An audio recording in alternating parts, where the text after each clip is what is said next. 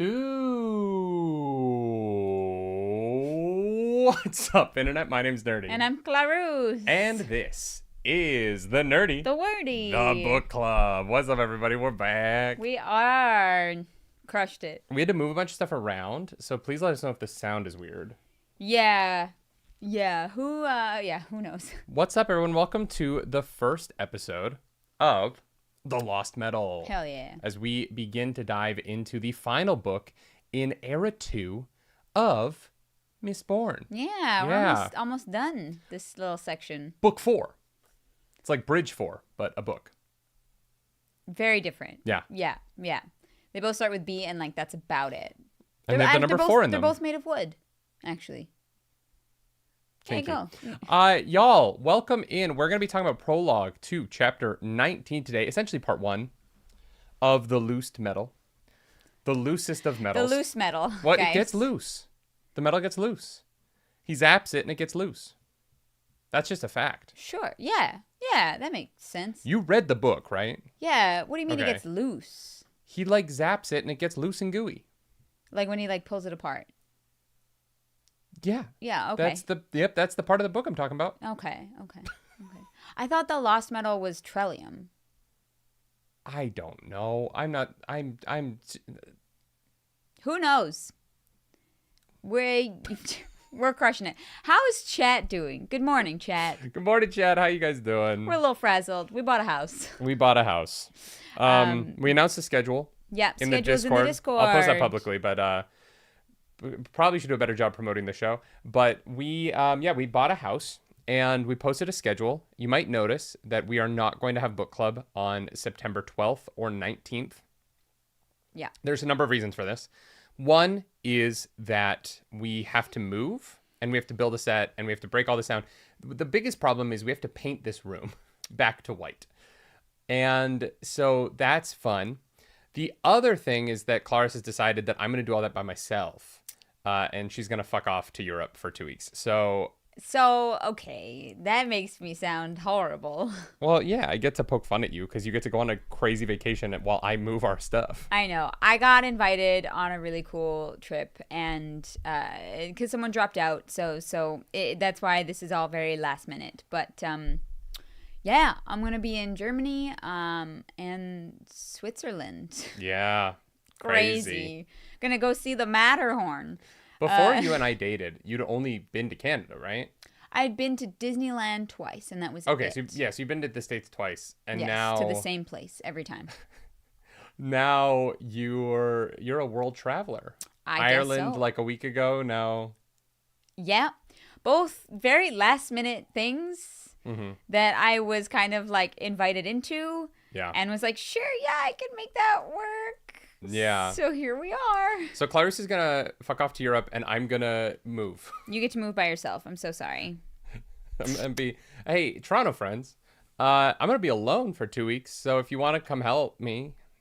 Hey, I moved the last house, so you get to move this one. You didn't move the last house. You unpacked the last house. Yeah, I set it all up. Yeah, but you didn't move. I still did. I moved it. No, you didn't. I Our did friends did. I did all the driving though. You did the driving, but you didn't lift anything because you were injured. Present. You were present, yes. Yeah. Yes. Mm-hmm. I will not be present.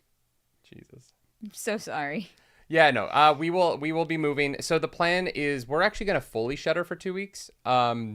There will still be reaction content going up. We're gonna watch all of Severance season 1. That's gonna go up on the main channel so that channel doesn't die while we're still falling behind on Alien Earth and Peacemaker. Sorry. We are gonna catch up to those shows and then go on a hiatus and then return to those shows. So yeah, like Alien Earth episode 6 will be up next week after. But we're gonna have reactions going up. We're gonna have Severance going up. It's gonna be fun. But there's gonna be 2 weeks where I might go live. Honestly, I might just like go live all the time while I'm moving stuff so that I'm not alone while I do it. Just hang out, casual moving lives. Yeah. Yeah. So get ready for Severance fun. reactions. Get ready for No Book Club. I'm so sorry, but I have to tear this room down and paint it. So. Yeah. Well, no. It's gonna be a process. I'll probably paint it when I get back. Honestly, just to save you. No, from you that. won't. We're gonna be out of here by the time you get back. Well, babe, you're gonna return from Europe, and maybe come back to this house once. Yeah, maybe. You know what I mean? Like, I'm gonna get this done. All right. Nerdy's going to get it done. So. Love that for me. Skepcat, not gaming streams. No, these will be nerdy chats while he paints. Yeah, right? You'll watch me all go crazy. You'll watch me lose my mind to the fumes of the paints in this room. Oh, my God. Well, yeah, I would definitely open a window or wear a mask. Yeah. No, I will. That'll be good. Oh, we have to fix the closets back to what they were because you manipulated them. Do we, or can we just leave a nice gift for them? Because I upgraded these closets. You don't want to keep those shelves? No. Anyway, book club. What's up? Clarus, we have been deep in Stormlight Archive for a while. Yeah.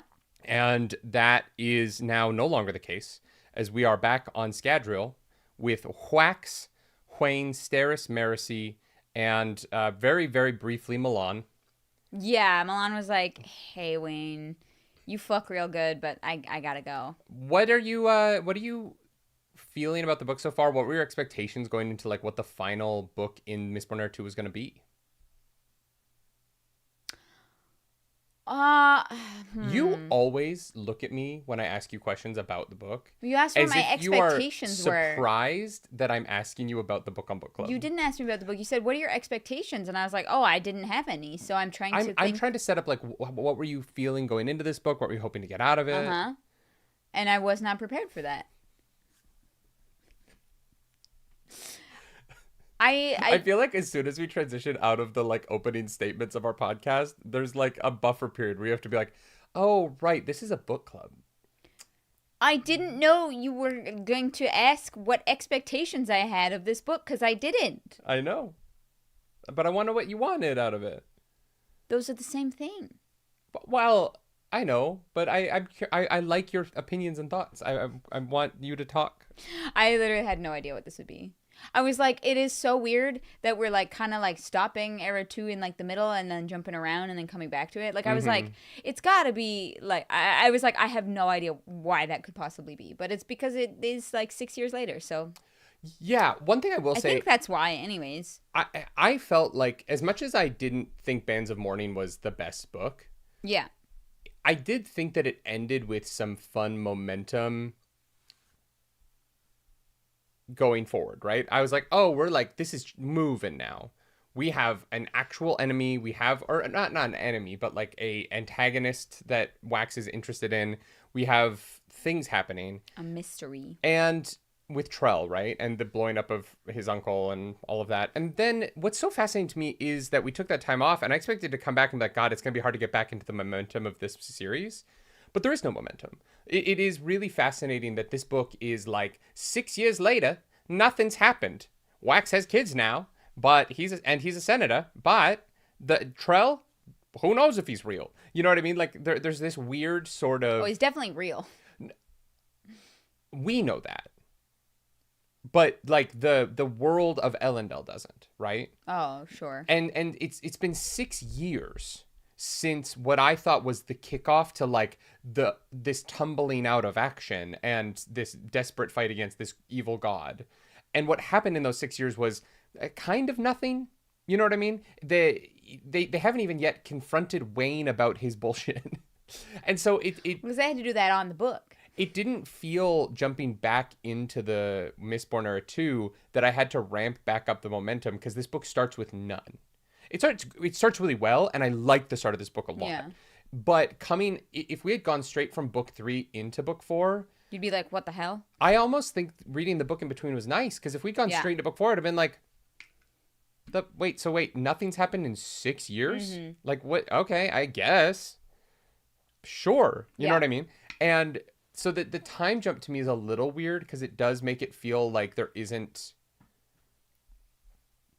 a lot of tension in what's going on. This civil war that they've been talking about maybe happening since book 1 is still maybe happening. You know what I mean? Yeah. And yeah, it's an interesting choice to kind of leave off on a dun dun dun. 6 years later, nothing's changed. Yeah, it being like book 4 is kind of weird. It's almost like its own separate thing in certain ways. Yeah. Like it is part of Mistborn Era 2. But it also has it so far has a different feeling to the other books. It's like Yeah. characters we know and love, but they're all at new and different places in their lives. Whereas the first 3 books were all kind of back to back for the most part. Which makes sense to me when you end on a like ending and you have to start something new. Mm-hmm. What's weird to me about this is that I don't think Bands of Mourning ends on an ending. It ends on a cliffhanger. There's just no cliff. I mean, they got the Bands of Mourning. But that was never the goal. Yeah. Like, getting the Bands of Mourning just happened to happen at the end of that book. But, like, the Bands of Mourning don't mean anything Wax's to uncle Wax. died, I guess. Yeah. So that's a kind of a resolution. It's just just fascinating. It's not bad. I actually think the start of this book is very fun. I like a lot of it. I have a couple of quibbles with Wayne stuff, but I think the book so far is very good. I like how active the characters are. I love how intentional they are. I love the way that it's exploring their relationships and the way that they are all trying to improve within them. I Yeah. think there's great stuff in this, and we're going to talk about it for the next probably 3 hours because we're us. Yeah. But yeah, it is really fascinating. Coming out of what was like Trell blew up a prison in Elendel. Yeah. And then 6 years later Well, to land on like Wax is given a speech. And with like the prologue being like a Wayne flashback of all things. It's like, oh, damn. Yeah. And like a charming Wayne flashback. Yeah, A very oh, yeah. sad Wayne flashback, but like not plot related in any way. You know what I mean? It feels like we're kicking off a new trilogy more Well, than we're like unless- in a finale book. Unless it's related in that like the set has known about Trellium being explosive for a lot longer and that's how his mom died, but that's the only like connection I could think of. Oh. I don't know that I need that. I don't know that I need that either, but I was like, that's like in terms of how it's connected to the main plot, that's kind of the only thing that I could maybe think of. That's weird. Yeah, that's weird. That's a weird thought. It would be weird. I'm not saying that that's what I want. Yeah, or whatever, Trellium but being responsible for Wayne's death a decade ago. Wayne's like parents' deaths. Yeah. Yeah, or his mom's death. Yeah, that's Maybe dad. I don't know. and he dies in this section, which is crazy. What? Wayne killing a main character in like the first part of a book is it's ballsy. Brandon really went for it. Yes. His entire self-esteem is murdered. You know what the title of this episode is, right? No. It's Wayne dies for real? Question mark, exclamation point, question mark. Oh. Yeah, it is. I She's just so checked. impressed with my jokes, chat.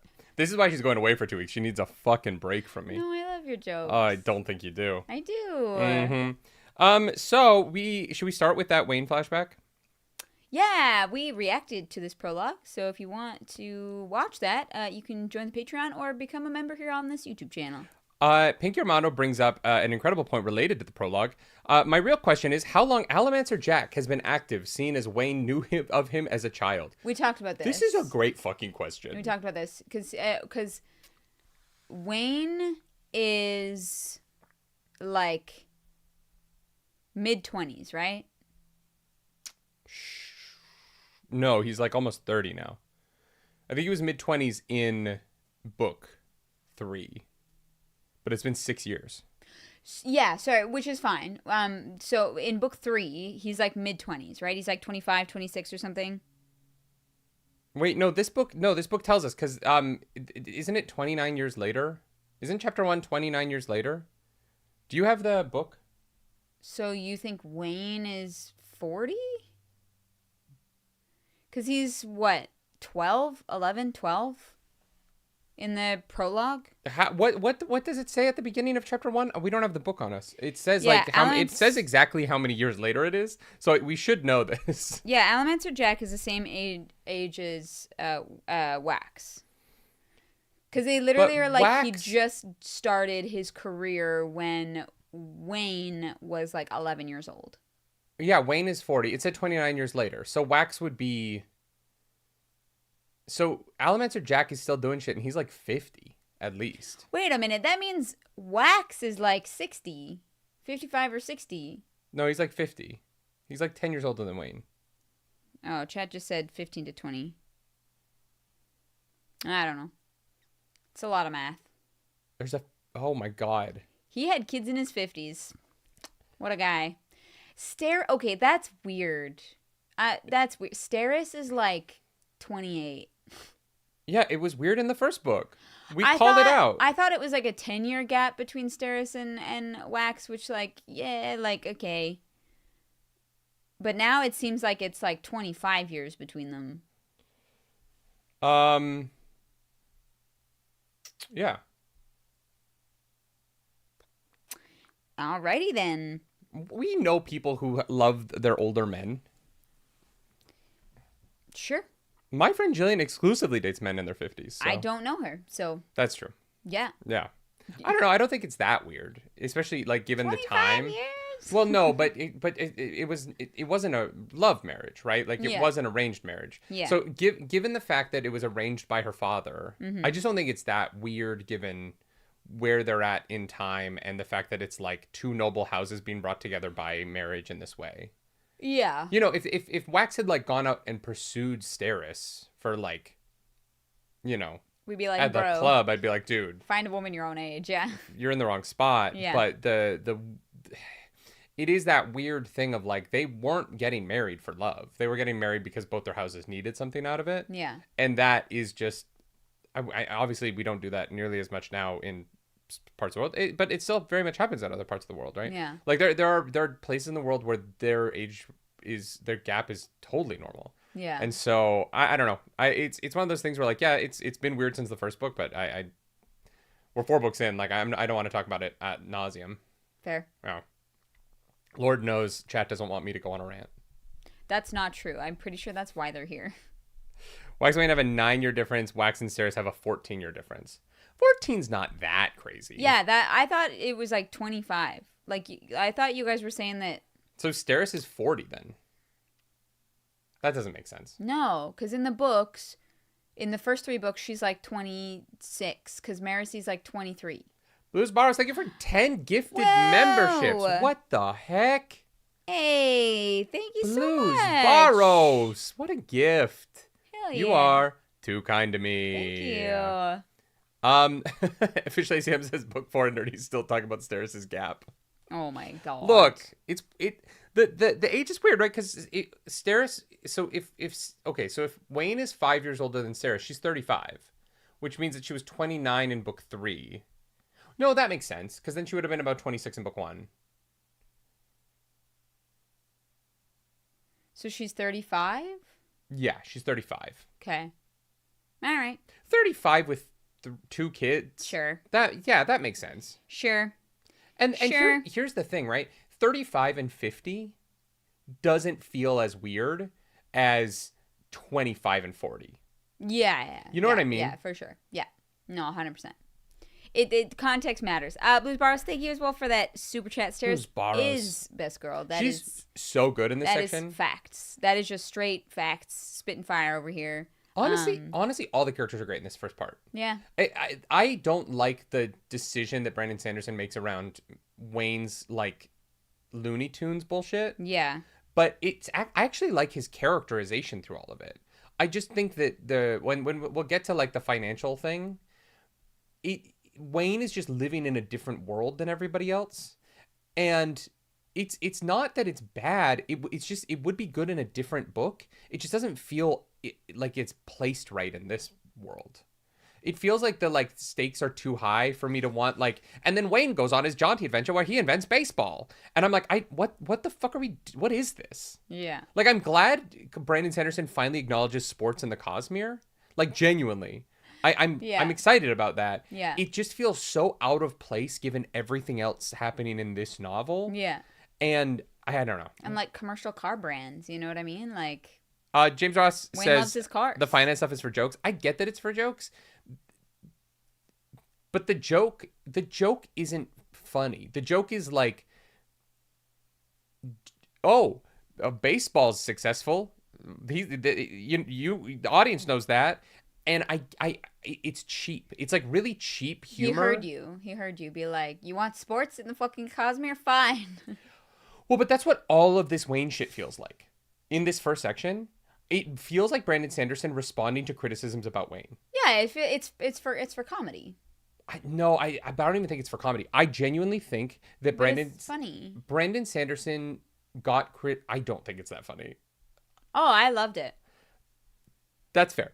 I think that Brandon Sanderson heard the criticisms about Wayne and the shit that he wrote for Wayne in the past, and he invented a way to make it okay that Wayne behaves the way that he does, as a justification for this character behaving as poorly as he does in general. You think that he invented baseball to justify his No, actions? no. I think that the scene with Renette and Roxy at the bar, Yeah. that is the biggest nothing burger of a scene for them. Why are they meeting for dinner? He just leaves. Like Wayne shows up. I thought Wayne interrupted their dinner. No. This is a scheduled thing between the three of them. They have scheduled dinners now because they're trying to be better friends. Oh. And Wayne shows up.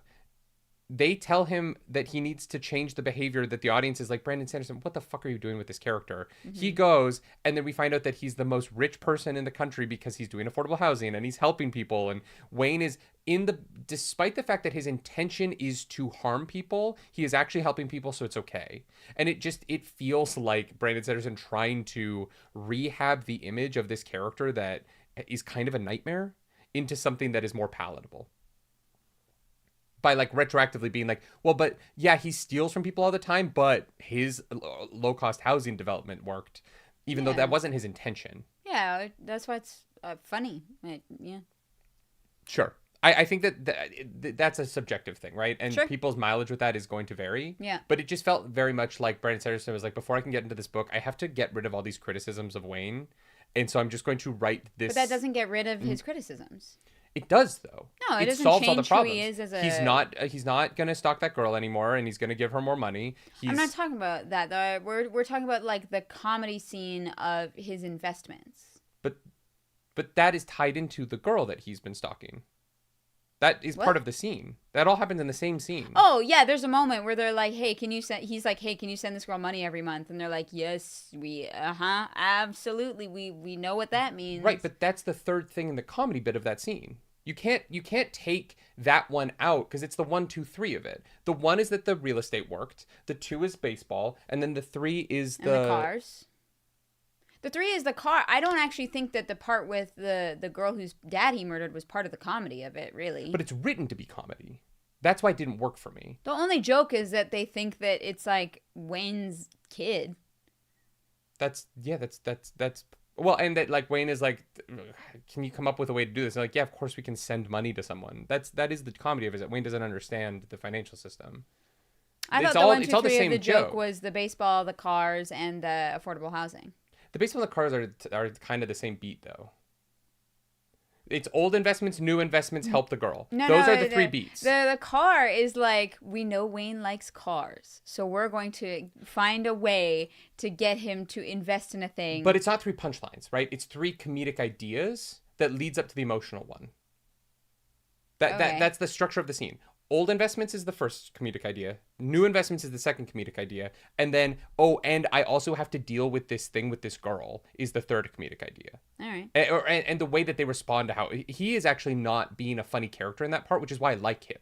I like his characterization in that because he's no longer a joke there. He is playing it seriously for the first time in the scene. Yeah.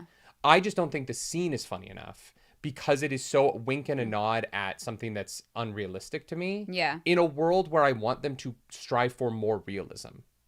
Because everyone else feels like they live in a real world. And Wayne is the only one who doesn't. It's sort of like when Looney Tunes shows up at Michael Jordan's house in Space Jam. But the movie Space Jam is a comedy. This isn't a comedy. It's like there's this weird comedic pop out. But like Who Framed Roger Rabbit has serious moments. Who Framed Roger Rabbit is, yes.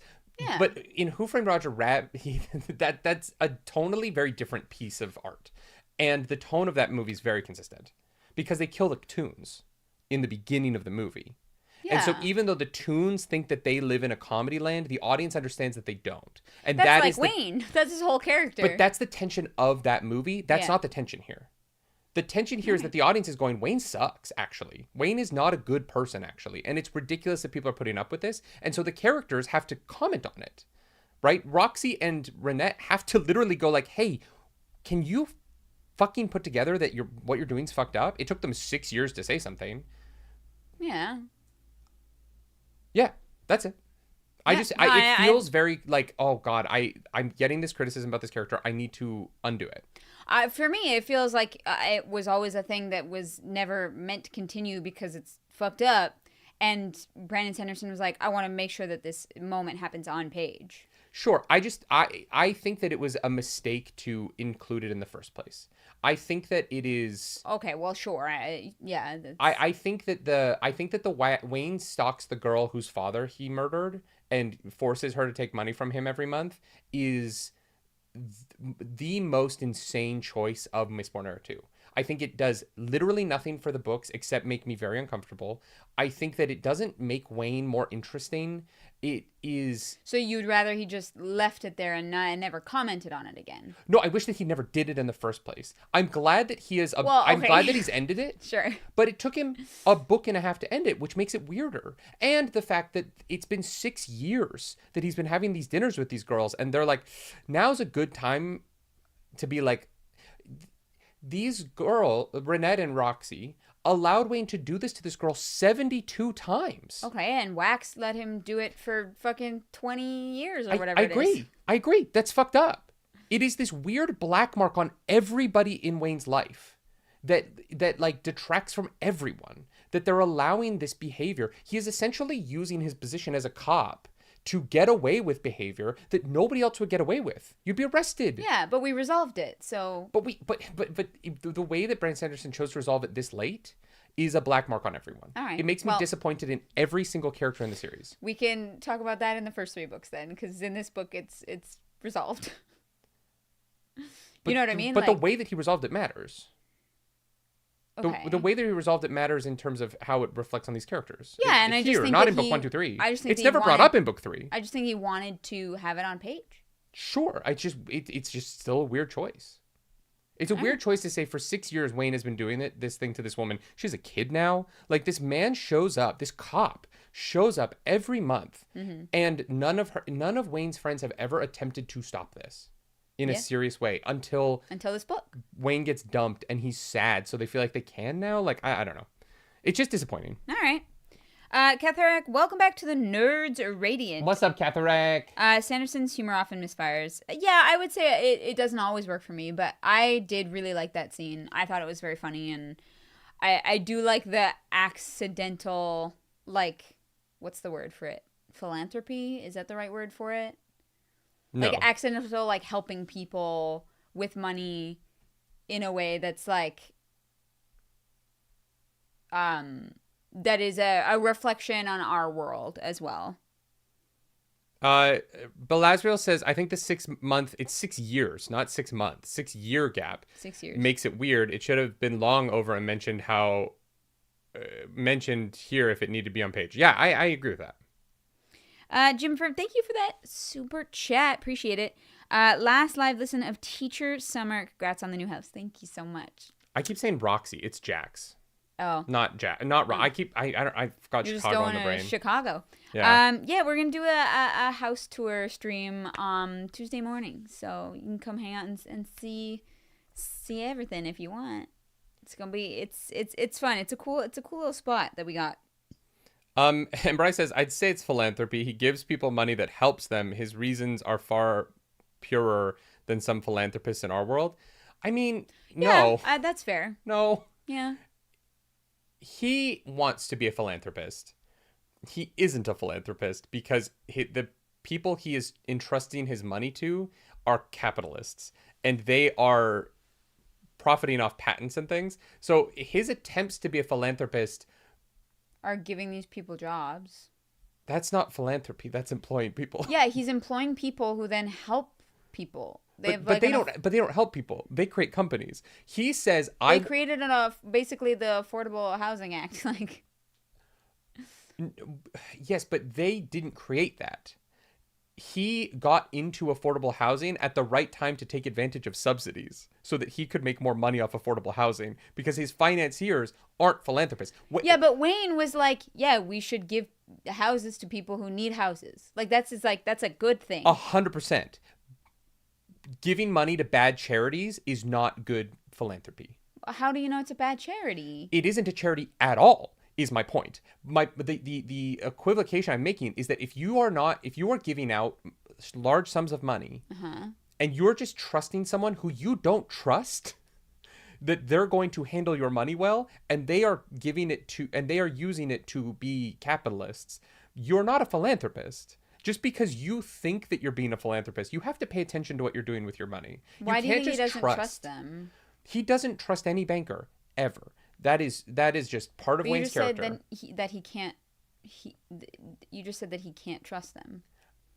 He doesn't trust bankers. That's part of Wayne's character. Yeah. It isn't philanthropy to invest in companies. That's just not philanthropy. That's not how it works. But I think investing in causes that you believe in could be philanthropy. It absolutely is if you actually invest in those causes. Yeah, he invested in affordable housing. For profit, and he made money off of it because he put his money into it in a capitalist way. Yeah, but Wayne's intention was not to make money off of it. Your intention doesn't matter. That's not true. Yes, it does. No, that's not true. It does. Your intention doesn't matter if you don't follow through on what your money's being used for. If you think that if you're profiting off of it, it's not philanthropy. That's just not what philanthropy is. What if you accidentally profit off of it without realizing? Then it's not philanthropy. Hey, because you're investing in a way that you can make money off of it. That is just capitalism. That isn't philanthropy. Philanthropy is donating to Doctors Without Borders. It is not setting up a company that creates affordable housing. But wouldn't you rather put your money into something that can grow into a thing that is self-sustaining so it doesn't need you eventually? Like 100%. That's just not philanthropy. That's just not what philanthropy is. That is great. That's just not what philanthropy is. Philanthropy should not make you $20 million. If you're making $20 million off of affordable housing and electricity, it was never philanthropic. It was always for profit. Well, it might not always have been for profit. You can invest in something with no return for a very long time, even though it's a cause you believe in. And then at some point, it turns around. It just isn't philanthropy. Philanthropy is specifically So what philanthropy is charity. Just donating to charities. Or essentially, yes. Yes. But if you are investing in a company that can provide you a return, it is just flatly not philanthropy. If you can make money off of it, it isn't philanthropy. It is just business.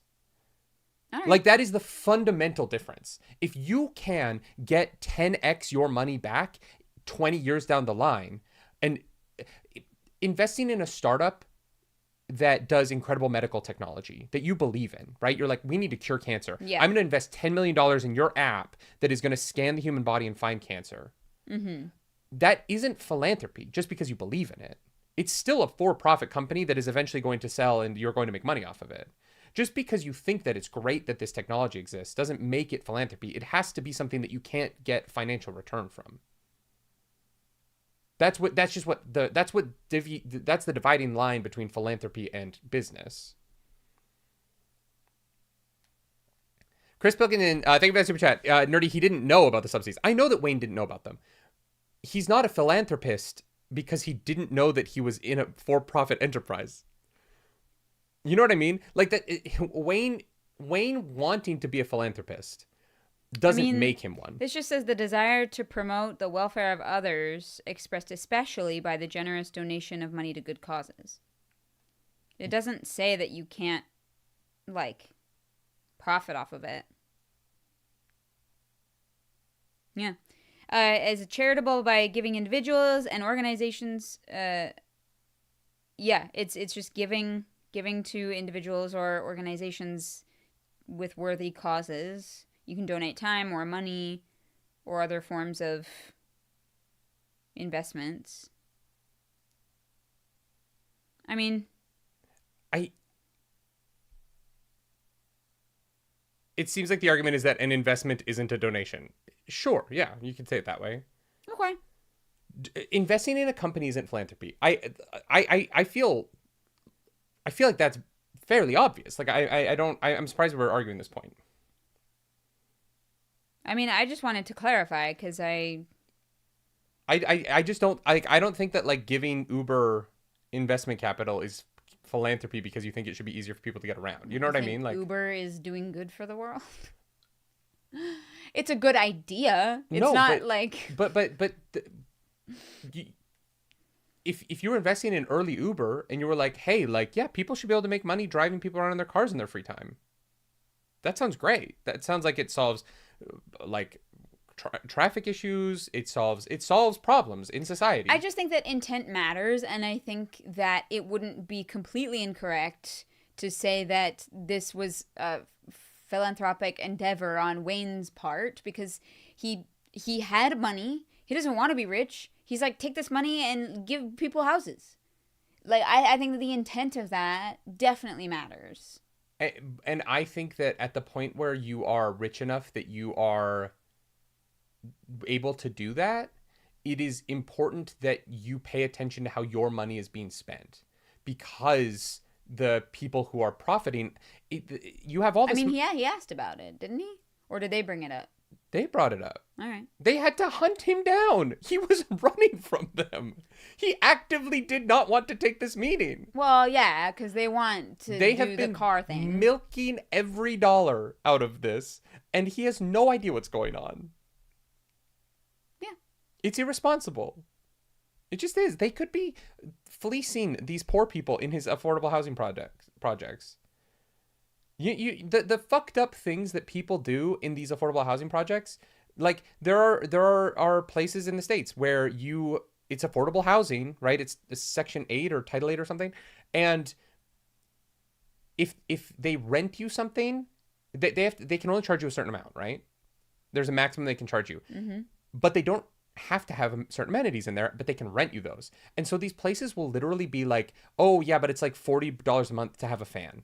It's $60 a month to have this. It's $60 a month to have this. And so they get around the affordable housing of Title 8 or Section 8, I can't remember what it's called, in order to prey upon these people who, it's like the fucking South. They need a fan. Like they need air conditioning. They literally nickel and dime these people.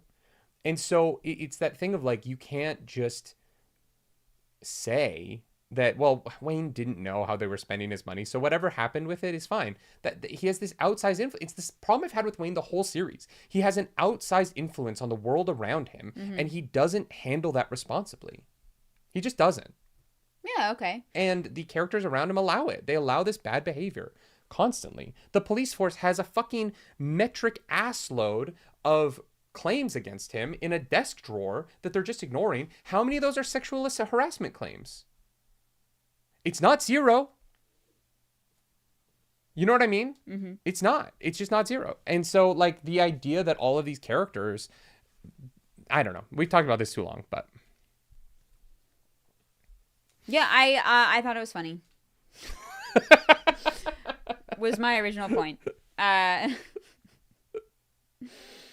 least Wayne is consistent. He has always and always will be irresponsible, I guess. Yeah, it just gets more it gets more absurd to me as it goes on, that everyone else tolerates it. He blows himself up real good. So if he sexually harasses women and stalks young girls, and well, I guess it's Wayne. It's like that's gross. It's gross. Yeah, and they addressed it in this book, which I appreciated, that it wasn't just left hanging. Anyway, his mom dies. Thought you liked the start of this book. Damn. I actually do. I actually think. Here's the thing. I like everything else. The Wayne stuff just drags everything else down because it is like it infringes on every other character, and I'm enjoying what everyone's doing, including Wayne. Like the other Wayne stuff, the opening stuff with Marcy and Wayne is so good. It's so good that I just wish that all of this weird baggage wasn't here so that I could enjoy it more without being like, why are they tolerating this? Well, they don't anymore. They were literally like, hey, Wayne, don't stalk this girl anymore. And he's like, you know what? I put myself in her shoes and you're right. Like, they literally deal with it. Sure. Oh, boy. The prologue was definitely more, like, emotional than I thought it was going to be. Like, by the end, I was like, damn. Yeah. Then we jump to 29 years later. 29 years later. Yeah. She tells him a fun story about Alamaster Jack that gets way, way crazier constantly. Well, because Wayne makes it crazy. He's like, and then he did this, and then he did this. And she's like, yeah, but then whatever you say. If you think about what Wax and Wayne get up to later in life, it isn't that crazy. Yeah. It's all stuff that, like, could happen to Wayne. Yeah. And, like, probably has. And, I mean, it's revealed that he gets cut in half he was cut in half with a cannonball at some point. Oh, yeah. A cannonball shot straight through him. All right, part 1. The mind collapses. It is very sad. It is sad that, like, the last lesson that she tried to impart on Wayne is don't be a thief. And he didn't, you know. He got stuck. Yeah. Developmentally. Yeah. But, you know, there's the version of it where the last thing his mom told him to do was stop stealing. And he, like, takes that to heart. Yeah. Yeah. Part 1, chapter 1. We are with Marcy and Wayne as they are. He doesn't steal, actually. He only exchanges and trades. That's insane. Oh, I know. You know that's insane. I know. And the fact that anyone in this world tolerates it for as long is insane. Yeah. It's cuckoo for Yeah. Cocoa Puffs. I'm just saying he does not steal because with that other guy, he just took the thing and then his mom was like, don't steal. And he's like, okay, well, I'll trade for it then. Sure. Whatever you say. They're in a sewer and they're stuck in the set. And yeah, it's nasty. It's nasty. Yeah. Mercy's like, thank God I didn't wear a dress. Which, like, why would you be wearing a dress? Has there ever been a time in, like, history where there have been female cops who wear dresses? In this book, yes. Yeah, Mercy had to change the uniforms. But that was because weren't there not, like patrol off? It wasn't that what it was? There were not really any. There weren't women who went out in, like. Yeah. Yeah, it's just crazy. No, I can't Mary's imagine. Kind of a pioneer in terms of her job. But not a pioneer because exploration. We're going to get into that later. Yeah, so they. But Nerdy really likes the start of this book. I want you to know that. Yeah, I do. I like this book. I don't. Here's the thing. I think that I really like Alloy of Law, and I like the start of this book. I don't think I like what's in between them very much. You know what I mean? They're fine. They're enjoyable, pulpy kind of like books. I think that, like, this feels more like what I was enjoying about Alloy of Law and what I thought was really cool about it. Yeah. It just sort of, there's this weird part in the middle where the characters do insane stuff and are, like, led on adventures they don't want to go on. That, yeah, I feel like this book is trying to recover these characters from what the weird hills and valleys of the middle two books did. And I think that when people say, like, Mistborn Era 2 is where I fell off Brandon Sanderson's writing, which is stuff I've seen, like tweets, and I understand why. Yeah, like, for sure. These books aren't terrible. Yeah. At all. But, you know, one of the things that I would say about Mistborn Era 2, that Mistborn Era 1 did such an incredible job of having the climax of the book reframe that world so that the next book had to deal with the consequences of the end of the last book. And Mistborn Era 2 doesn't do that. Yeah. No matter what happens in these books, nothing really changes. Yeah. Things sort of move forward a little bit off page. The Malwish now are, like, sort of upset with us from the south, but that maybe will go somewhere. The Civil War has been brewing for a decade. It's not really gone anywhere. Mistborn Era 1 was like, fucking, the Lord Ruler's dead. Book 2, we have to deal with the aftermath of that. Then we fucking open the Well of Ascension ruins here. Book 3, we have to deal with the aftermath of that. The world changed each book, and so it felt like this, like, up and down. This book is like, we have the Bands of Mourning now. They're in a museum. It's been 6 years. Nothing has really happened. My uncle's dead. My sister's now a god. But, like, it's just comparing the two series back to back. Yeah. The climaxes of the books don't have huge implications. They don't drastically change things. Wax has been a noble, and he's never lost his status and had to regain it or anything like that. His status has just sort of been the same, and now he's a senator. Yeah. Like, Marcy is still a cop. You know, there just hasn't been very much movement. They just kind of go on these adventures, and then the world is sort of like... But that Civil War might eventually happen. And so I think that in this world where like the enjoyment of Brandon Sanderson is getting to the end of these books and watching how his reveals and world building tumble into the next book and the characters have to deal with this drastically different world. And you get to Mistborn Era 2 and it's like, these books are fun and these characters are great and Steris is the fucking tits. But it's kind of missing that thing that his books tend to do, which is sort of do the reframing that I thought he did too much of in Rhythm of War, right? Oh, yeah. But that these books are so sort of consistent that I do understand that if you really love Brandon Sanderson's, the way he writes series is, Mistborn Era 2 doesn't do those things very well. Yeah. It doesn't even really try to. It's doing a very different thing. Yeah. But still wants to have the big bad evil god that feels just way too big for these characters to deal with. It is one of those things where I'm like, I don't know how the fuck they... Honestly, I think that this book, to just make a prediction, I guess, I think that the book is like, has nothing to do with actually defeating Trell, or what's the name? What's her name? Autonomy. Yeah. Like, Sazed basically says, oh yeah, we just...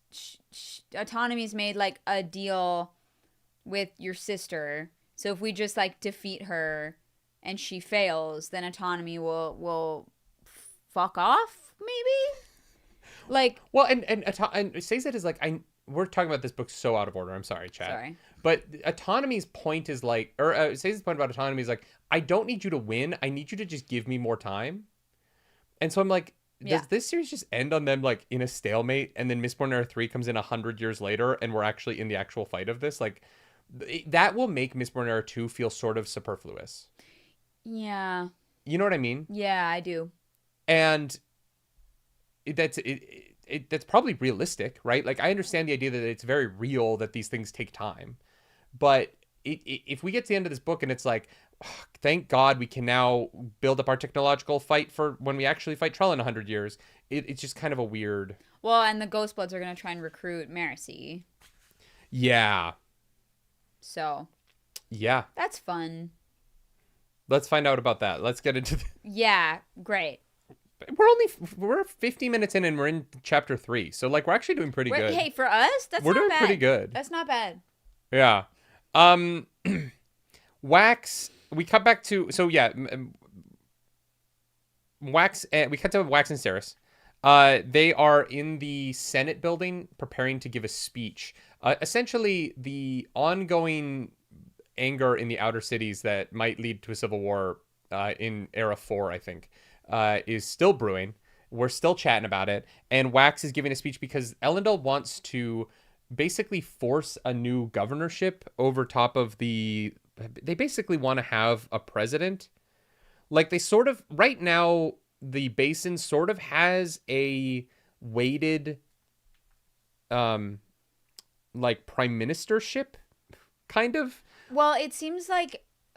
It does seem like each region kind of has its own mayor. And like governor. This bill would basically force all those mayors or governors to do whatever the Elendel governor says. Well, that's already the system. But it seems that they're trying to like establish a position above the current government that would be more of a like countries that have both a president and a prime minister. No, they're trying to elevate the dude that's already there. Right. Like, it's not like they're picking a new one, which I think would actually solve a lot of their problems if, like, everybody in the entire basin voted on it. But they're trying to do it in a way where... So there are, like, systems of government on Earth, like, right now, where the prime minister is rotated in and out, but the president above that position stays in power, right? And it's like sort of like, I'm trying to think, I can't pull a country off my head that has that. But it would create sort of a more difficult path for the outer cities to have power over the person who's above the government in Elendel. Because the government in Elendel already has power over the basin, right? Mostly through the taxation of the train lines and the canals. Yeah. A constitutional monarchy? No, because it's not a king. It's constitutional. Well, yeah, I mean, it would be similar to that, except that usually a constitutional monarchy is led by the monarchy trying to take power. And weirdly, in this situation, the guy who wants the job isn't the person leading the charge. He just happens to be the person in power now, and the people who want to elevate him want to elevate him. Yeah, you said top dogs say the same. The thing with the constitutional monarchy is that that would be passed down like through your family. I'm pretty sure even in a constitutional monarchy, the like king still passes down through bloodline. Whereas in sort of a president and prime minister situation like this, the Emberise says France has a president and a prime minister, but they're both elected, I believe. France is definitely a full-on democracy though, where they like riot every day. They're always burning something in France. Wow. That's just not a joke. This would be more autocratic than that, which is why the Basin obviously doesn't want it, and Elendel obviously does. And so, yeah. So basically, they are trying to pass this bill that would drastically change the way government works in the Basin. Everyone in the outer cities hates it. None of their like representatives showed up to this meeting. And the only person who did show up is the ambassador from the Malwish, who now have some permanent residence here in the past 6 years. We'll meet another one of them soon. Or not meet, but we'll talk about him. And yeah, so there's an ambassador. And Wax goes and gives this great speech. I actually really like the way the speech was written. Yeah, the speech was great. And then he whips out this bomb of, hey, I have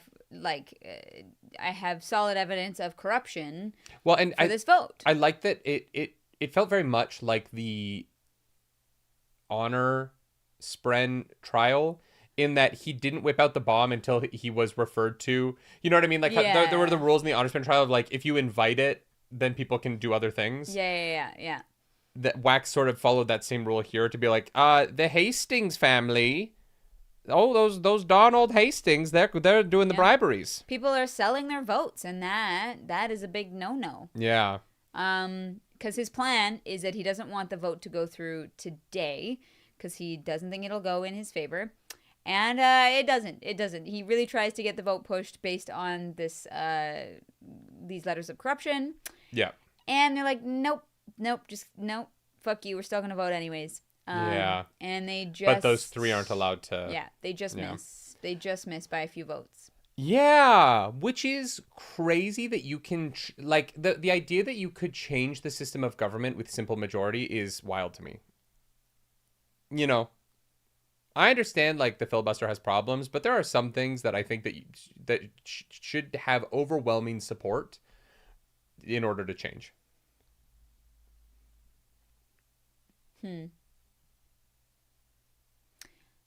Yeah.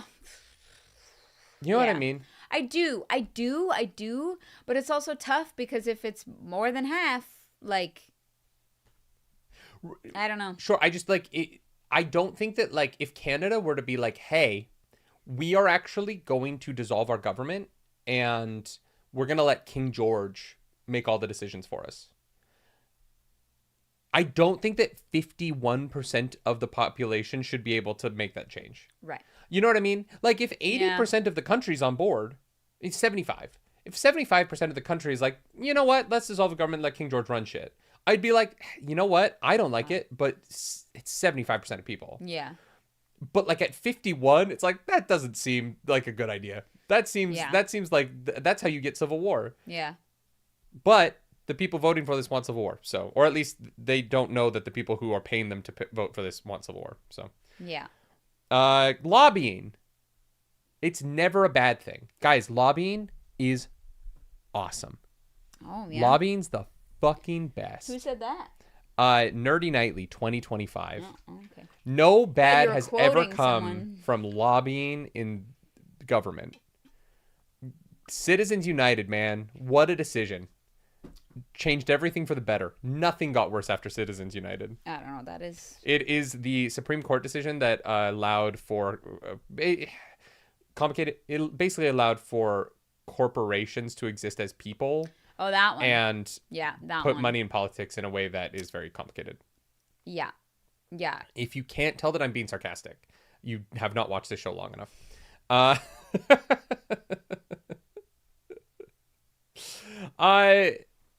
Victor Desada says, so nerdy. How do you feel about Wax finally in politics? Loved it.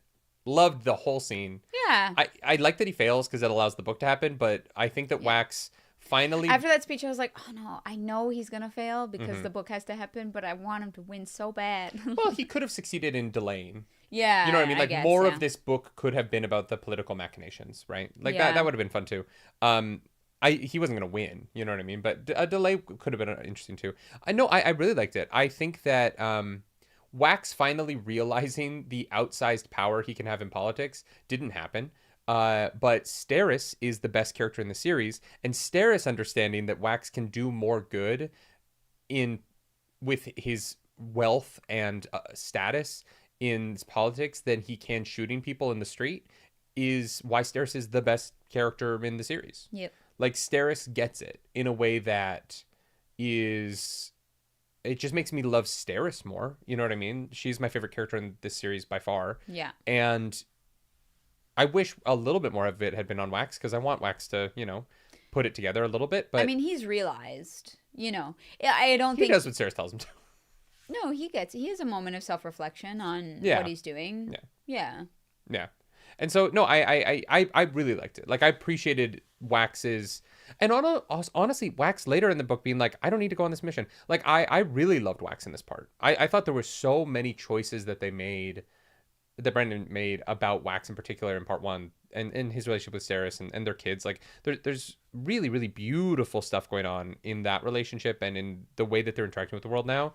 And in Wax using what he has to do the most good for the most people. I think it's wonderful. Yeah.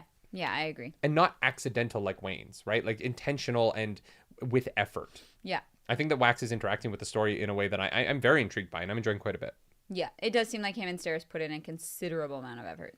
Well, and I loved we'll get to it later. All right. I just want to talk about things I love. The way that they enjoy each other's company is so sweet. I know. When they get to the broadsheets part later. Yeah. Like, they've built this relationship where their interests and desires have grown with them as they've aged, and Wax has found ways to be engaged in the way that Steris interacts with the world. Yeah.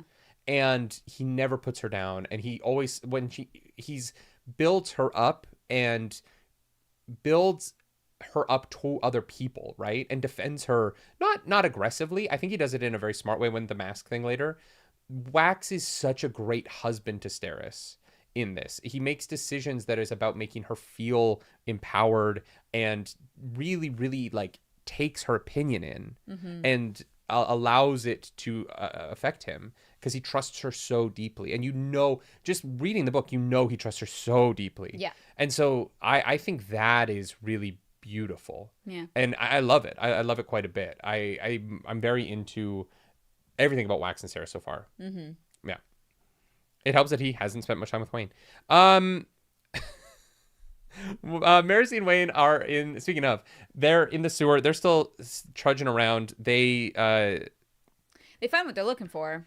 Yeah. Yeah. Full underground operation. A cycle. Yes. A cycle and a bunch of goons. I really enjoyed the joke of Wayne that they like pull away from the guards, and Wayne is like, "Oh, what is he doing? That man's got the best hand." Yeah. I was like, "That's very." Them like trying to sneak past some guys, and Wayne getting too invested in seeing what game. cards they have. Yeah. Good bit. Yeah. And so Marcy is like, "We should get back up," and Wayne is like, "Nah, let's fucking go."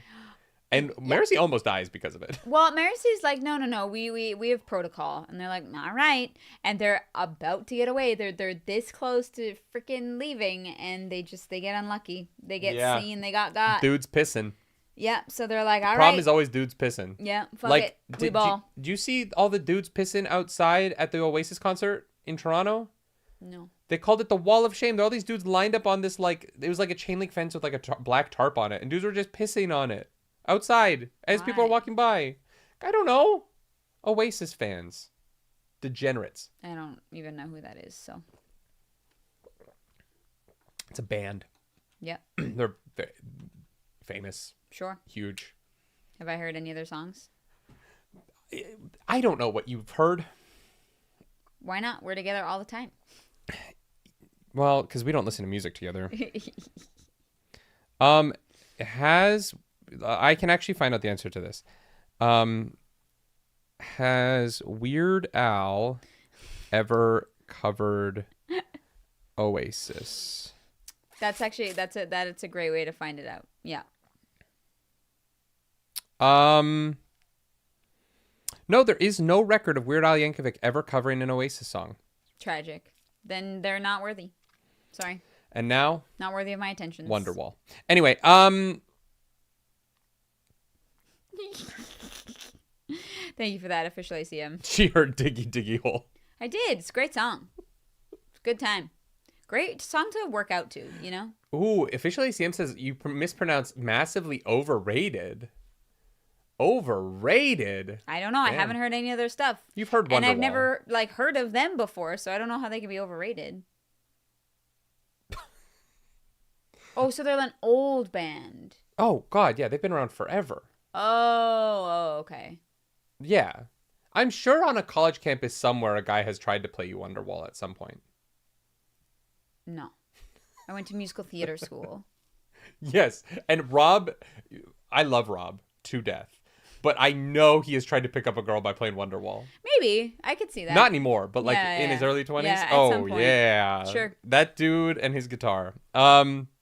Rob was on Astral Dusk, which will return. Okay, so it's an older band, which is why all the fans of them are older men with small bladders and had to pee. That makes sense to me now. They have fans of all ages.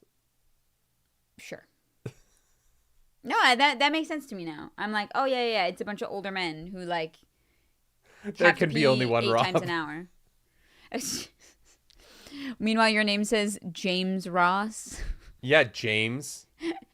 Just Remember saying. when I didn't know that you were the same people? Just saying. All right, we're going to play just enough of Wonderwall that we don't get demonetized. You get 6 seconds. We're going to get demonetized. I'm just saying, your name here is James.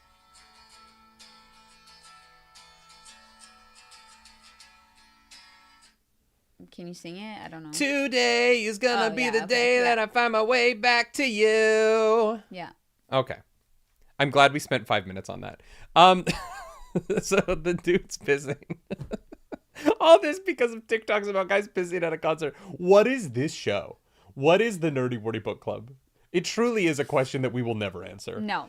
No. And so they go with they start fighting. Yeah. Now do Pinball Wizard? Why? Pinball Wizard. That's all I know. You don't know anything other than that? I don't know any of the words. Oh my god. It's one of my favorite lyrics in any song ever. Oh, yeah. Because Pinball Wizard got to be a twist. That Pinball Wizard's got such a supple wrist. Right. Yeah. I do remember that. Supple wrist is just so funny. Supple wrist, guys. How do you think he does it? I don't know what makes him so good. Yeah, I don't know any of the other words, but I have heard it. I can tell you that. Because it's in a for musical. Sure. Yes. That is correct. Were you in that spring show? No. No, you weren't. No. I think I saw that spring show, though. Mark and I fought about that song. Shocked. Yeah. I was such a bitch. We were doing Pinball Wizard in a show years ago, and the choreographer turned to the guy who was the Pinball Wizard, and he was like, "All right, now you're gonna turn around and you're gonna join." And I was such an asshole. I out loud went, "The deaf, dumb, and blind kid is gonna start singing and dancing,"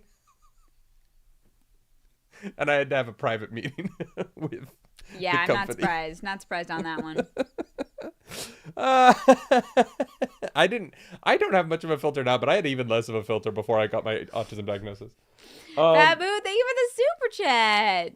Oh my god. Some supple riz in their life. Ooh, supple riz is pretty good. Yeah, that's a good one. That's a band name. Supple riz. Yeah, I'm gonna go see Supple Riz tonight.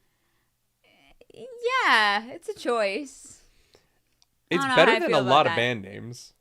You just don't know any band names. That's true. Yeah. Yeah. If you had a band, what would it be named? If I had a band? Yeah, what would you name your band? The Bands of Mourning. But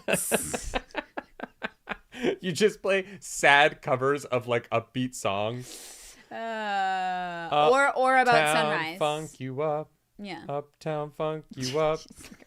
Blue, thank you for 10 gifted memberships. Thank you, Blue. We appreciate it. Wait, Blue, did you gift yourself a membership?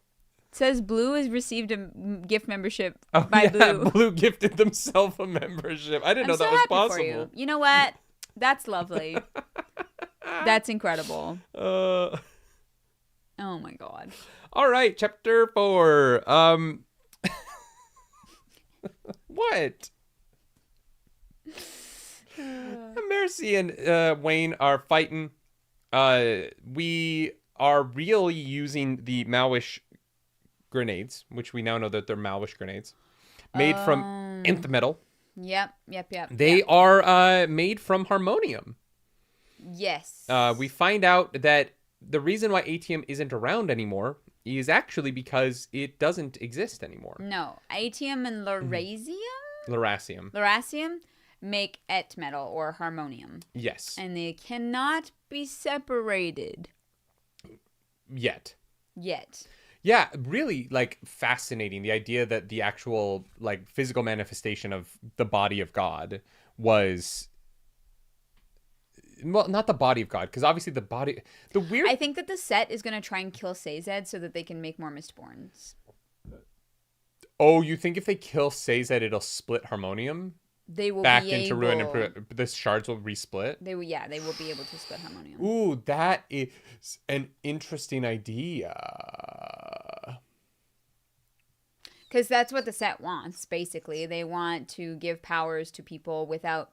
And obviously they've found a way to circumvent Sazed's influence with the Trell Spike and all that jazz. Mm-hmm. But like being able to make someone a full-blown Mistborn seems like pretty high on a priority list, you know?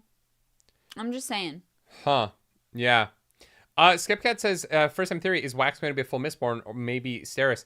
I think that Wax might be partial Mistborn from the explosion. I think that he got like in that secondary explosion, because he's starting to like have like visions of the blue lines and stuff. I think that he might have gotten like... And see shadows of people, like ATM. Yeah, and so maybe you can't... Maybe you won't be able to split the harmonium, but you could explode harmonium on someone's body, allowing them to take in enough ATM or Lerasium in the explosion that someone is able to become Mistborn. So you can still do it. It's just much more dangerous. Like Wayne could become a Mistborn far easier than anyone else because he could heal from the explosion. But as the metal, like it's literally like shrapnel Lerasium poisoning. Huh.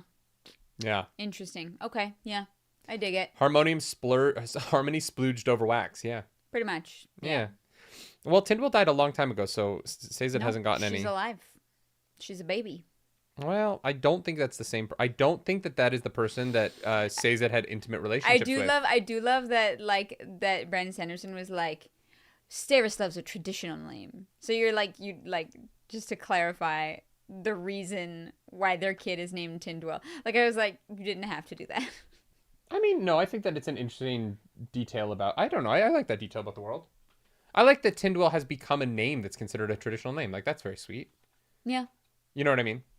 Yeah. Waxilium and Maxilium, though, is pretty... It's rough. It's pretty rough. It's rough, buddy. Pretty rough. Yeah. Like, at least, like, give him, like, Maximus or something if you want Wax and Max. But Waxilium and Greece Maxilium... or Rome never existed, so, you know. I guess. Yeah. Yeah. I don't think there are any Immises in this world. That's a Roman thing, know. right? Maximus, Claudius. Could not tell you. Yeah. I don't know a lot of name origins. We know. So the Mercy throws the wow.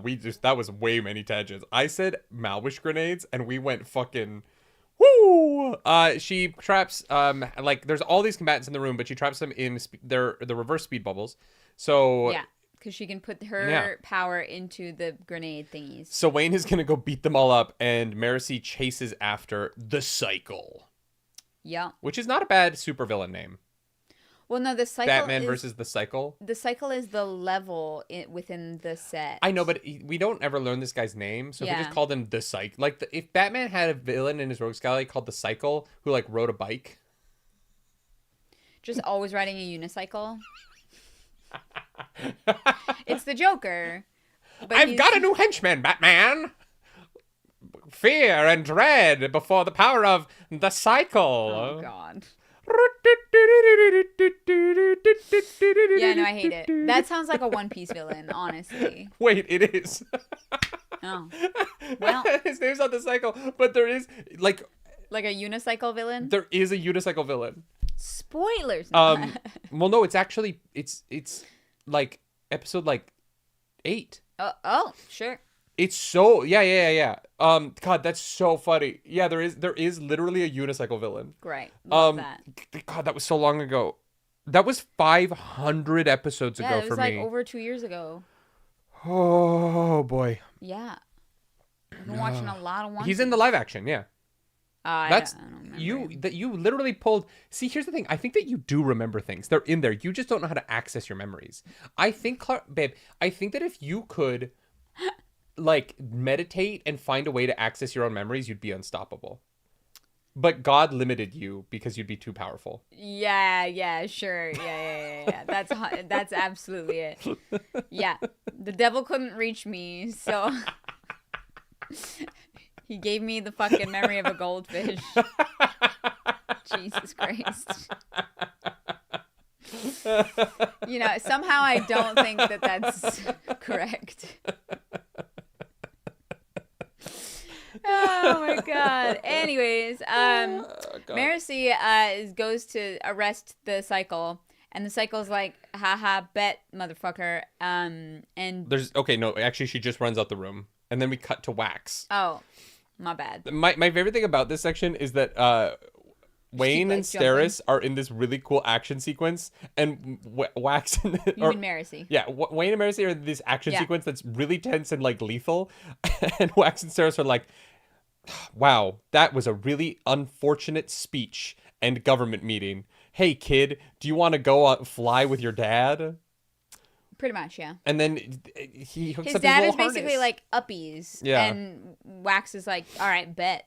And they leave. They get uppies. Wax does get an envelope in this chapter that has an earring inside and a cryptic note that's like, when you get the right medal, you're going to have to make a second earring. And Wax is like, what the fuck is God up to now? God, just be straight with me. Honestly, that letter sounds like it's from Hoyd. Fucking Hoyd being a little bitch. Who is still here? Just driving the carriage. Wax. Just driving the carriage. Wax's carriage driver is also a guy that brings him things. Yeah. And he doesn't...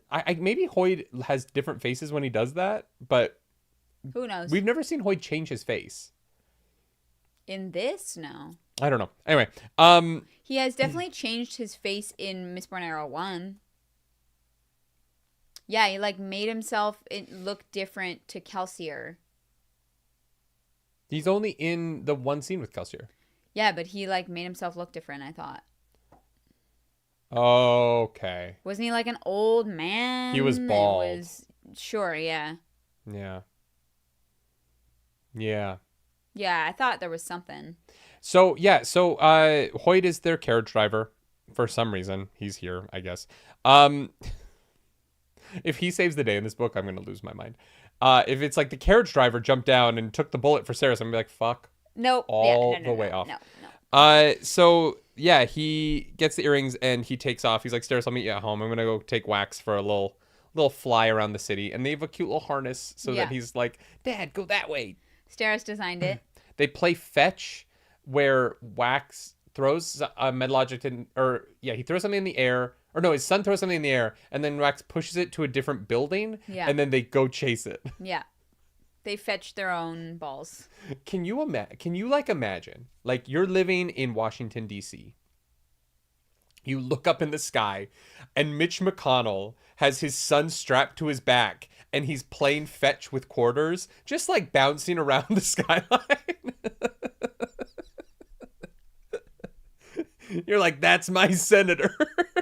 Well, there's just Alexandra Ocasio-Cortez is just bouncing around. I mean, everyone needs a hobby, I guess. Like, it's just so funny to think about. It's when he was a cop, it was one thing, but now he's literally like their senator. yeah. He's just flying around the city with this like little kid on his back. Yeah. Yeah. Oh god, and like Mitch McConnell's the funniest one because he's just so old, or like Nancy Pelosi. That's awful. I honestly, I hate that. No, It cracks me up. that's gonna be a no for me. Him being a senator and just flying around with his kid, he's like, the fact that his kid doesn't get whiplash is fucking incredible. Well. You would think you'd want to support his neck while you're doing this, because like the fucking for a child, dangerous, really dangerous. Well, yeah, I mean he's not like a baby anymore, but yeah. I mean he's like 5. Yeah. That's like prime, like it's risky. Like that kind of like whipping. An adult, you kind of like know how. Even I be like you sometimes struggle when I'm driving because I hit the brakes too hard. You know what I mean? And you're an adult, like a 5-year-old in that position. Steris probably has a like head strap. But there's a reason why like kids' car seats are designed the way that they are, right? Is to kind of keep them from having as much of that. Well, but it doesn't do anything for their neck. Some of them do. And no, they come over the shoulders. Sure, but they're padded this way so that their heads aren't flying back and forth when you're turning and stuff. So that their heads don't have as far to go, because they don't hold themselves as straight, so their heads can just fucking whip off. It's why they come forward like this, right? It's just anyway, I was reading this and I pictured like a normal senator, and then in my head I was like, it's just Bernie Mitch Sanders. McConnell. It's Bernie Sanders just fucking throwing a bullet on the ground and then taking off from the front of the White House. Yeah.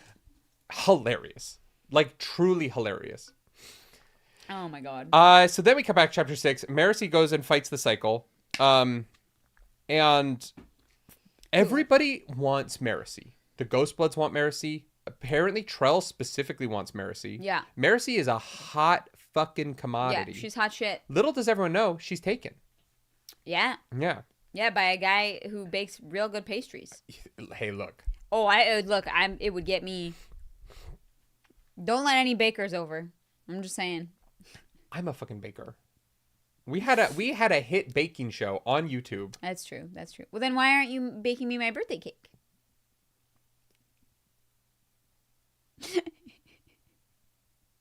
Good question. It's, you know what? It's because it's going to be gluten free and vegan, and that's very difficult to do. Look, man, we're busy. We bought a house yesterday. When would I bake you a cake? That's a great question. Name a time. That's why we ordered a date. One. Mm-hmm.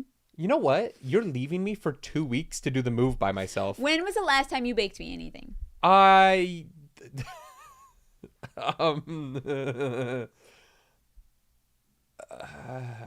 make cookies from the tube.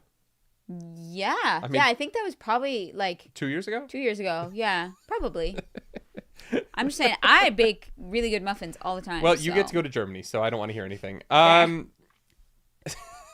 is fair. We're in a very giggly mood today. We bought a house. I know. I feel crazy. I feel insane. I literally am like, I feel like I'm like just deer in the headlights. I'm sitting here looking at everything in this room going, that's got to go. That's got to be moved. When is that going to go? Yeah. Like literally my brain Honestly, is fine. I'm thinking about my cake tomorrow. It's going to be good.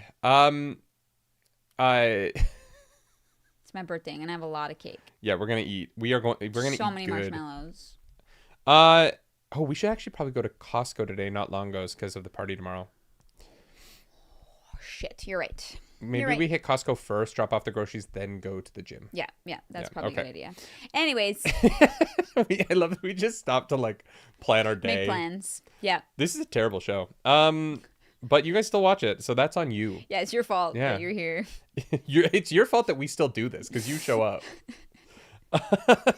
Just wait. They're all gonna coordinate, and 1 week, no one's gonna show up to book club, and we're gonna be like, we would never. What do we do? We would never do book club again. I think that would be devastating. The show would just. I would stop making content. Yeah, I think I'd quit. Yeah. Be like, nah, I'm out. Oh God. No, we would still do book club. It would still be 3.5 hours for no fucking reason. Somehow. Just us arguing with ourselves.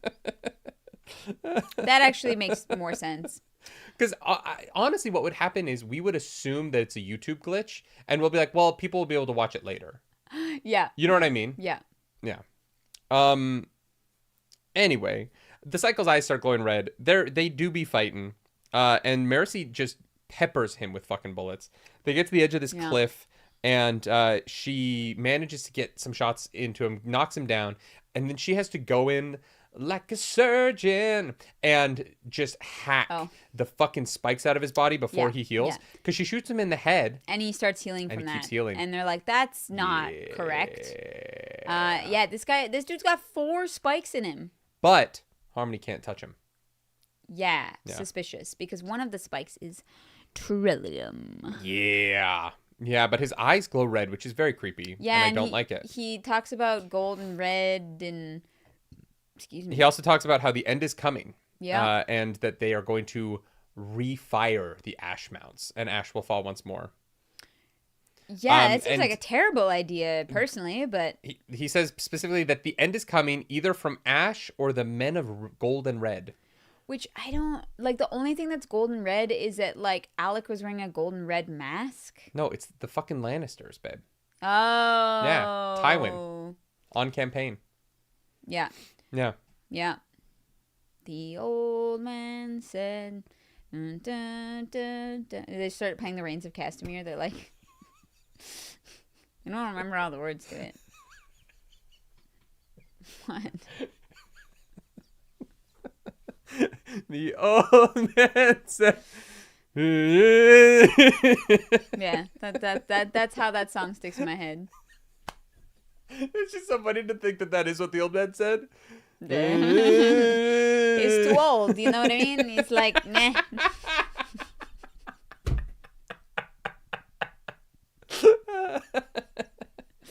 Oh, God. Oh, my God. Blue, welcome to the Nerds Radiant. Last chance for week 2 chapter reaction commission. Good call. Good call, This is your last chance. Last chance. Yeah, get in there. Last chance. All right, chapter 7. Wax is flying, and him and Max are doing really cute shit. And then suddenly a Malwish warship fucking like pops up, and he's like, He's like, wait a minute, that's suspicious. We're gonna fly over there. Quelle surprise. They let him up. It's nice of them. Yeah, we're not even there yet. That's how this opening section jumps around like a fucking sander ledge. It really does. Wax literally just starts to go towards it. Yeah. End of chapter. Chapter 8, Mercy is reading. She finds a book with shipping dates. The suspicious one is that they are specifically seem to be trying to figure out, the set seems to be trying to figure out what kinds of packages get inspected more often than not coming into Elendel. Yeah. And everyone is like, why would you ship stuff into Elendel? We have all the weapons in the city. Weapons out of which is Elendel. weird. Why are all your weapons factories in the city? Is interesting to me. But anyway, it doesn't matter. Because control. Yeah, but space. Factories are like big. Right. Yeah. Yeah. Anyway, doesn't matter. I guess there's factories in big cities. It just, when you look at the map of Elendel, it doesn't seem like it there, because of the canals, it seems like there'll be a lot of space issues with how many factories, how much industry seems to be there. Yeah, maybe. But yeah. I immediately was like, oh, they're trying to sneak a bomb in. Yeah. I was like, my first thought, and they're like, why would people sneak stuff into Elendel? And I was like, are you guys the cops or not? Well, they don't really like, well, no, that's not true. They have bombs. Yeah. Yeah. No, that is fair. Well, and Wax is like, we need to find a time in the last 6 years where there was a weird explosion. And my first thought was like when your uncle died. Well, yeah. And the fact that never came up was weird to me. Because his uncle was blown up, right? In the cell?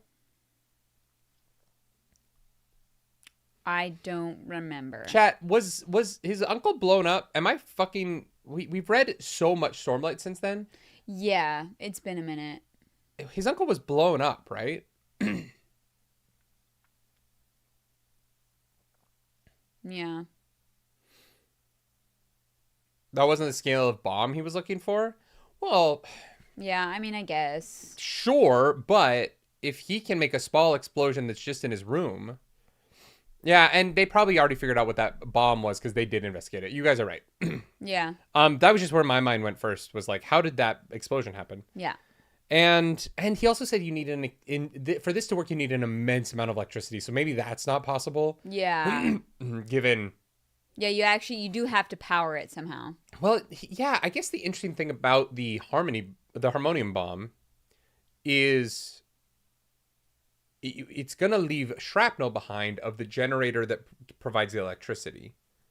Okay. Right? So once they figure out what the device is, they will be able to see the aftermath of it. Unless the bomb vaporizes whatever the containment of it is. That's interesting. Yeah. Yeah. Anyway, we'll get to the bombs later. Marcy notices that the Trellium spike like runs away from the other spikes. Yeah. It's like yeah. And like one of these things is not like the others, you know. Yeah, she comes back and Wayne has basically tied up anyone else alive that was left in the bubbles and has them playing cards with their feet. Yeah, and they're like, "What's the point of this when you know what hands we have?" Oh, you got to pretend you can't see their cards. Yeah, I can't do a Wayne impression. You have to pretend, because cheating is fine, but just knowing what they have, like that's completely unfair. Yeah, and so she's like, Wayne's like, they're gonna get out of these. Can you pop up that reverse speed bubble real quick? I'll go get reinforcements. So he leaves. She drops the bubble, and figure blurs in the room outside and then fucks off. Yeah.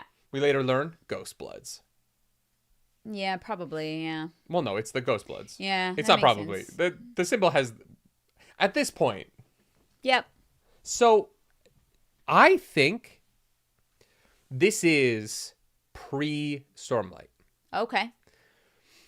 I think that that woman is Mraize's Bobsk. Oh, interesting. Or Mraize's Bobsk is Marcy. That would be wild. Because his Bobsk is a woman, right? Yeah, but Marcy is delightful. Yeah, but the Bobsk is like 70. Yeah, but like Hoyd and them have like beef. So that would mean that Hoyd and Marcy have beef. Yeah, I have beef with Hoyd. I'm not surprised. Sure. Okay. Here's why I think this.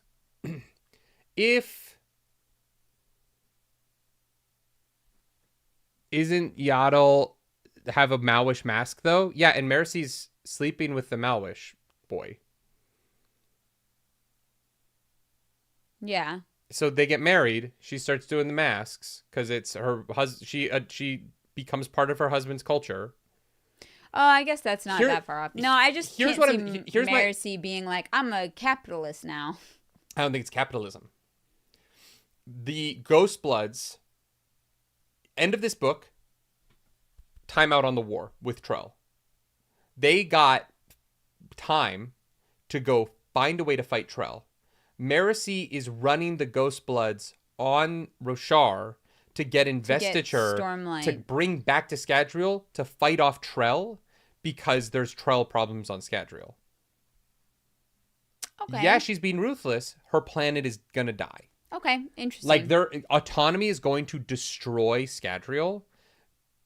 But it also might not be Marcy, right? That might be it might be this woman who showed up in this moment. I just think that if these are to tie them together, it would being characters that world hop. I just can't imagine she would like condone kidnapping a child. She might not know. Yeah. I don't know. It might. I also think it's Marcy like 50 years from now. Yeah, I mean, if it was her, then yes, it would be very much. Being at war with an evil god for decades does shit to you. Or maybe Skepcat says she'd never aligned with Odium. I don't think the Ghostbloods have ever aligned with Odium. Well, they kind of are. When? Like in Rhythm of War. Not really, though, right? In Rhythm of War, they make a deal to be able to pass through the tower with Raboniel. That's not aligning with Odium. They just make a deal to be able to keep moving through here because they need the perpendicularity to be able to get home. But they are in line with Odium. But they're not. They're not fighting on Odium's side. No, I mean like Raboniel is, so... Sure, making a deal with your ally's enemy is not the same as becoming your ally's enemy. Yeah, I mean, it's just I think it's possible. I don't actually think it's very likely just based on like Maricy's character, but I think it could definitely be like I think maybe the ghostbloods like could originate from like the Malwish, right? Because the Malwish have this guy's got like fucking war medals, right? Yeah. Like there are clearly peoples that have been defeated, and I think that like it's possible that might be the origin of the ghostbloods, especially because Hoyd is here and Hoyd could have beef with somebody, but I'm not 100% sure. Yeah. Oh.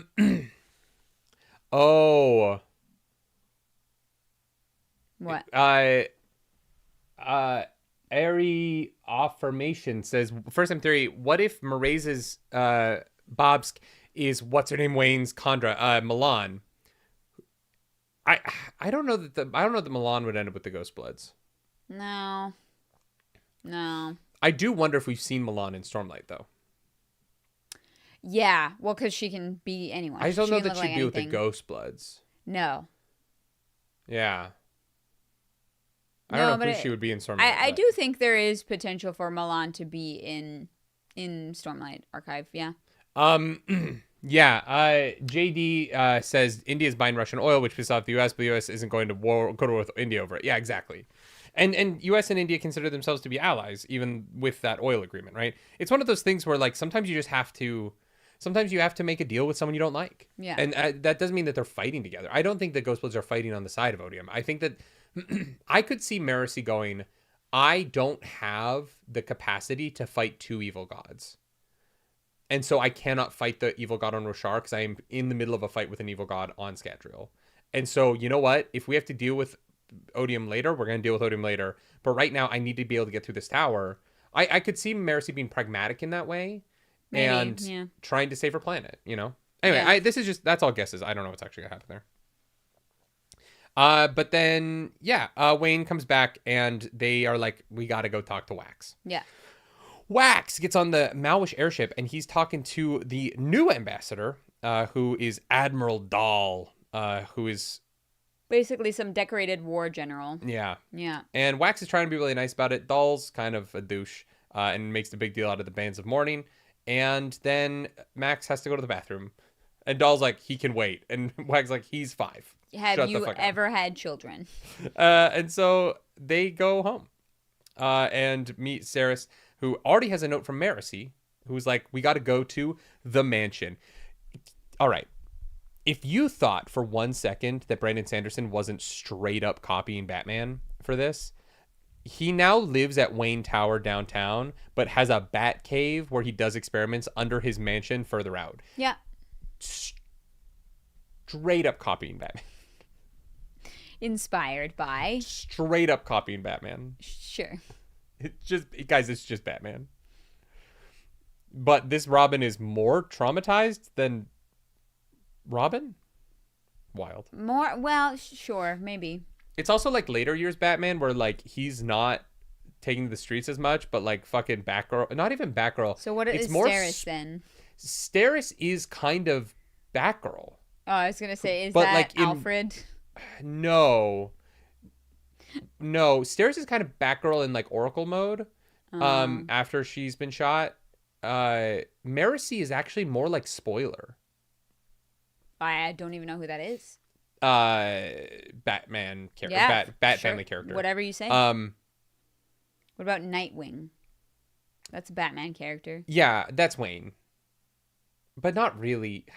He's more Red Hood. No. He is kind of more Red Hood in a weird way. He is more of a blend of like Nightwing and Red Hood. Mm-hmm. Yeah. Yeah, Max is Damian Wayne. which means he's gonna be trained by the League of Assassins. And Great. The ghostbloods. that'd be very funny. Anyway, so we get to the we get a brief scene with chapter 10. Marcy goes and talks to Reddy, who is still leading shit. Reddy doesn't believe that Trell is a problem. Reddy doesn't want to form an anti-Metalborn task force, even though there definitely should be one. Well, Marcy's like, I think he thinks that that's us. Yeah, I know, but the members of that group are a senator and 2 people. That's not a task force. That's 3 people, and one of them is a retired senator. Yeah. Who flies around the city in broad daylight. Yeah, Reddy is really not ready. We get 2 men are searching for Wayne. We've already talked about them. We probably won't talk about them that much more because I know that no one wants to hear me complain about that part of the book anymore. And they run into Milan. Or no, they make a plan that Milan will wear the corpse of the cycle, and they're going to take the shipment to Billman. Billman? Yeah, they're going to try and infiltrate so that they can get more information. Yeah. And then she goes and has lunch, and Wayne shows up dressed as a lunch lady and steals her lunch. And they go to talk to Wax. Chapter 11. A leak. Alec? Alec. Yeah, I think it's Alec. It looks like a leak. Oh. You know what I mean? To me, Allik. Oh, yeah, I see it as Alec, but I understand exactly I know why in the audiobook it's Alec, but it looks like a leak to me. Okay, so Alec is living in Wax's house. Yeah, he is Alfred, actually. He is Alfred. Yeah. He has become obsessed with baking. Or maybe always was obsessed with baking. He bakes a lot. No, I think he's always been a baker. He like puts chocolate and everything. He puts oh my god, this dude sounds fucking Marcy we all has need an competition. Alec. I'm gonna fucking steal this man from her. Yeah, seriously. And so we get to the house. There is a la Batman. There is a like stand of the old costumes. Oh, a shrine. Yes. Yes. Gives And a Leslie's little kiss to Leslie. Yeah. there is a stand for Leslie's old costume, a la Batman. And I think this is one of those moments where God, Steris is the fucking best, hey? Yeah. Like always allowing every him moment. this. Yeah. And not feeling weird about it. And when she talks about it later, we get to her pushing him on it and saying like, you're not 2 people. Yeah. You are this man and you are this man. You are not Leslie's and then mine. You're one guy. Yeah. And her ability to not be insecure about that is so enviable. It's because she's so logical, right? It's one of those things where I think I get super frustrated with certain medias where people behave in stupid fucking moronic ways because their emotions override any kind of sensible thought, right? Yeah. Whereas Steris is really mostly sensible thought. It's not that she's like a robot. She clearly does have emotions and feel things, but she is able to understand this about Wax in a way that like she realizes it has nothing to do with her. He had a life before her. He is one complex person, right? Yeah. It's just very much in line with her character. And one of the ways that I relate closest to her, honestly, is that like understanding of not letting like weird like petty emotions dictate like how you treat another person. Steris would be good at being Polly, but I don't think Wax would. Sure, yeah. Brother Armand says, I mean, yes, it is a problem, but imagine if a detective came up to a police chief and asked for a task force to take on the Illuminati. Talking about what I said earlier about... Yes, about Trell. No, but here's the thing. That's not what I'm saying. They don't need a task force to take on the set, right? Because they don't believe in the set. No, they need But a task force to take on Metalborn task force. makes sense. Yeah, because Metalborn exists. Yes. The Illuminati, we can't prove exists. Metalborn exists. Everybody knows that. It is facts. And there should be a team of people, given the last 10 years in Elendel. In Era 1, they had haze killers. Yeah. Like, like there are specifically dedicated peoples and skills to deal with Metalborn. Yeah, I agree. Like, she's not asking for a force for the set. For Trell. She's asking to have a task force that is ready when people have superpowers. Yeah. And given the That's fact that very reasonable. the person asking for that has superpowers, yeah. that should exist. Yeah, that's not a weird ask. Yeah. I don't know. Yeah. Reddy is like kind of like weirdly suspicious, and I was suspicious. He's weirdly suspicious. But I was suspicious of him in book 3 as well, and then Yeah. it like wasn't him, and I was like, oh, okay, but now I'm like, no, he's suspicious. They gotta have people ready for allomantic grenades now. Like you've just gotta have training and all this stuff because it just exists. Yeah. And you know it exists because your people are using it. Yeah, exactly. Right. Yeah. Yeah. No, brother, I'm on your game. I just wanted to make that point again because I thought it was a good one. Yeah. You set me up to be able to say it. No, I think it's very important, honestly. Yeah. And I'm worried that they're not prepared and that they're just hoping that Wax will save the day. Yeah. And that to me is just bad, like, policy. Yeah, absolutely. And so, yeah, we go down, we check out the basement. Oh, Milan shows up in a dog's body because she wants to play fetch with Max. Play fetch? No? Okay. All right. Yeah. I'll go change. And she is like, hey, I need to talk to you, Wayne. She pulls Wayne aside and she's like, hey, Wayne, this has been a fun 6 years. Yeah. But I'm going to outer space. Yeah. Forever. Yeah. To go see what's going on in the universe. And do a private mission for God. Yeah. So that kind of like break trumps up with everything. you. Yeah. And he's like, well, okay. Did this mean anything? And she's like, yes. Yeah. Yeah. But I did ask to go because it didn't mean what it meant to you. I think she's actually very mature in this. Oh, for sure. But also, like, 6 years is too long. You know what I mean? What do you mean? Like, you should have ended this earlier. Well, no. I mean, I think, like, look, if I were to date an immortal being and that immortal being was like, yeah, I like sharing my time with you, but at some point I'm going to have other shit that comes up. She's got other shit that's come up. She's like, all right, this is the time to end it. I think, like, she's here, she's around, she's doing stuff. I think that is an incredibly selfish perspective from the vantage point of the fact that those 6 years are sort of ephemeral to you as an immortal, but 6 years of your prime as a mortal person, where now Wayne is almost 40, and has to, if he wants to find a partner, like, he has to start dating now, like, but here's the thing, you know that this person is eventually going to leave, and so it is then your choice whether or not you want to stay and entertain those however many years. Like, if I was like, I genuinely love this person and I want whatever time we have together, I do want to have that, I think that choice falls onto you. I think that if Milan had misled Wayne in thinking that, like, they could spend a lifetime together, I think that would be inappropriate. But I think that they always like knew. He thought there was more feelings involved than there were. I mean, she was honest about, like, I had feelings for you, but they're not in the same way that yours were for me.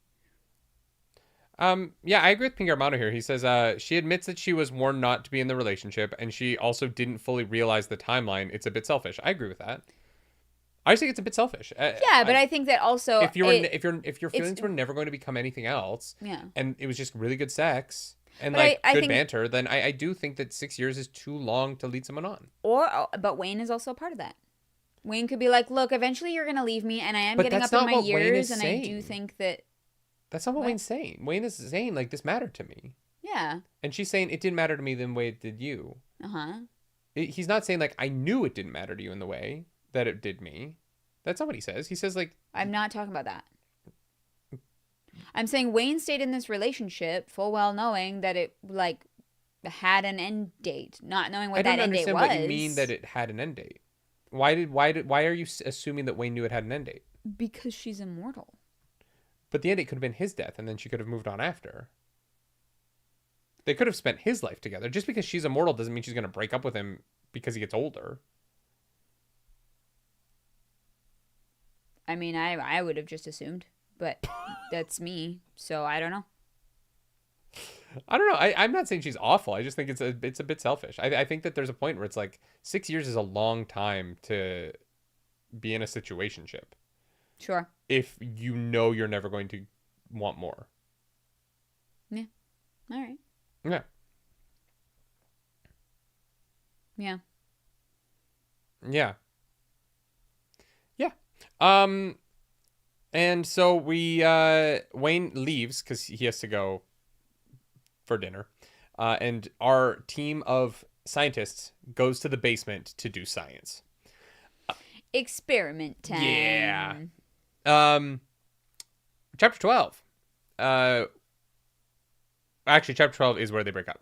Chapter 13. Yeah.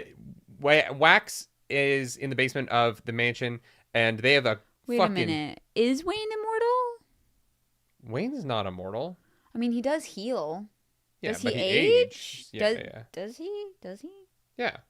I don't actually know. Yeah, no, he does. Okay.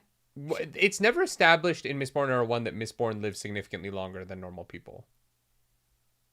Yeah. Okay. Oh, but that's not ferrochemy. Yeah. Ferrochemy ages atium. What?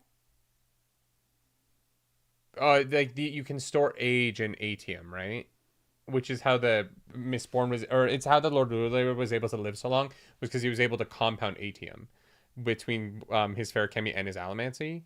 So he could burn atium to store it to stay alive. atium lets you see the future. You mean gold? No, but right? the ferrochemical element. No. So the ferrochemical power of atium is age, and the allomantic ability for atium is seeing the future.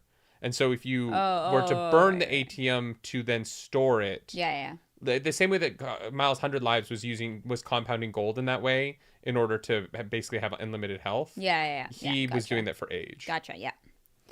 No, that is fair. Yeah. Right. Chad, am I correct in that? Did I get that right? Yeah. So. Yes. So Wayne would age. Yeah. He can heal, but he can't. He's not immortal. Yeah. I got you. I only atium. An atium twinborn would be immortal, but you wouldn't. You would heal normally, which is crazy. Yeah. Sure. Like, yeah, you would. There's not that much atium in the world, and there's none now, right? You can't be an atium twinborn now. But can you imagine? You would have to work so hard to stay young, because there would be a point where you would get old and your body wouldn't recover, and you would be able to keep yourself alive on atium compounding, but you would be physically miserable. Yeah, I guess if your body ages. Yeah, so you would want to work really hard to keep your body young. Yeah. Oh, yeah. Yeah. Anyway, what is next? They go down to the basement. This chapter 13. They do some experiments. They have a spectroscope, which is wild. They got lots of equipment. Here's a question that I have. What was Sazed so worried about? About what? What was Sazed so worried about? When? Back when he talked to Wax. When? And he was like, I fucked up. I made the basin so great that nobody explores. You guys don't have a radio.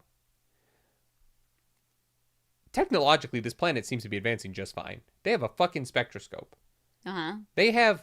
That's not a radio. The Malwish had fucking airships 6 years ago. Mm-hmm. Sazed knew the Malwish had airships and that their technology was moving forward. Sazed is so worried about the radio. The Malwish are not the basin. I know. What's weird about that... Okay, if we go back to that conversation between Sazed and Wax now, it made it seem like everybody on the planet lived in the basin. Because it seemed like that's all Sazed cared about.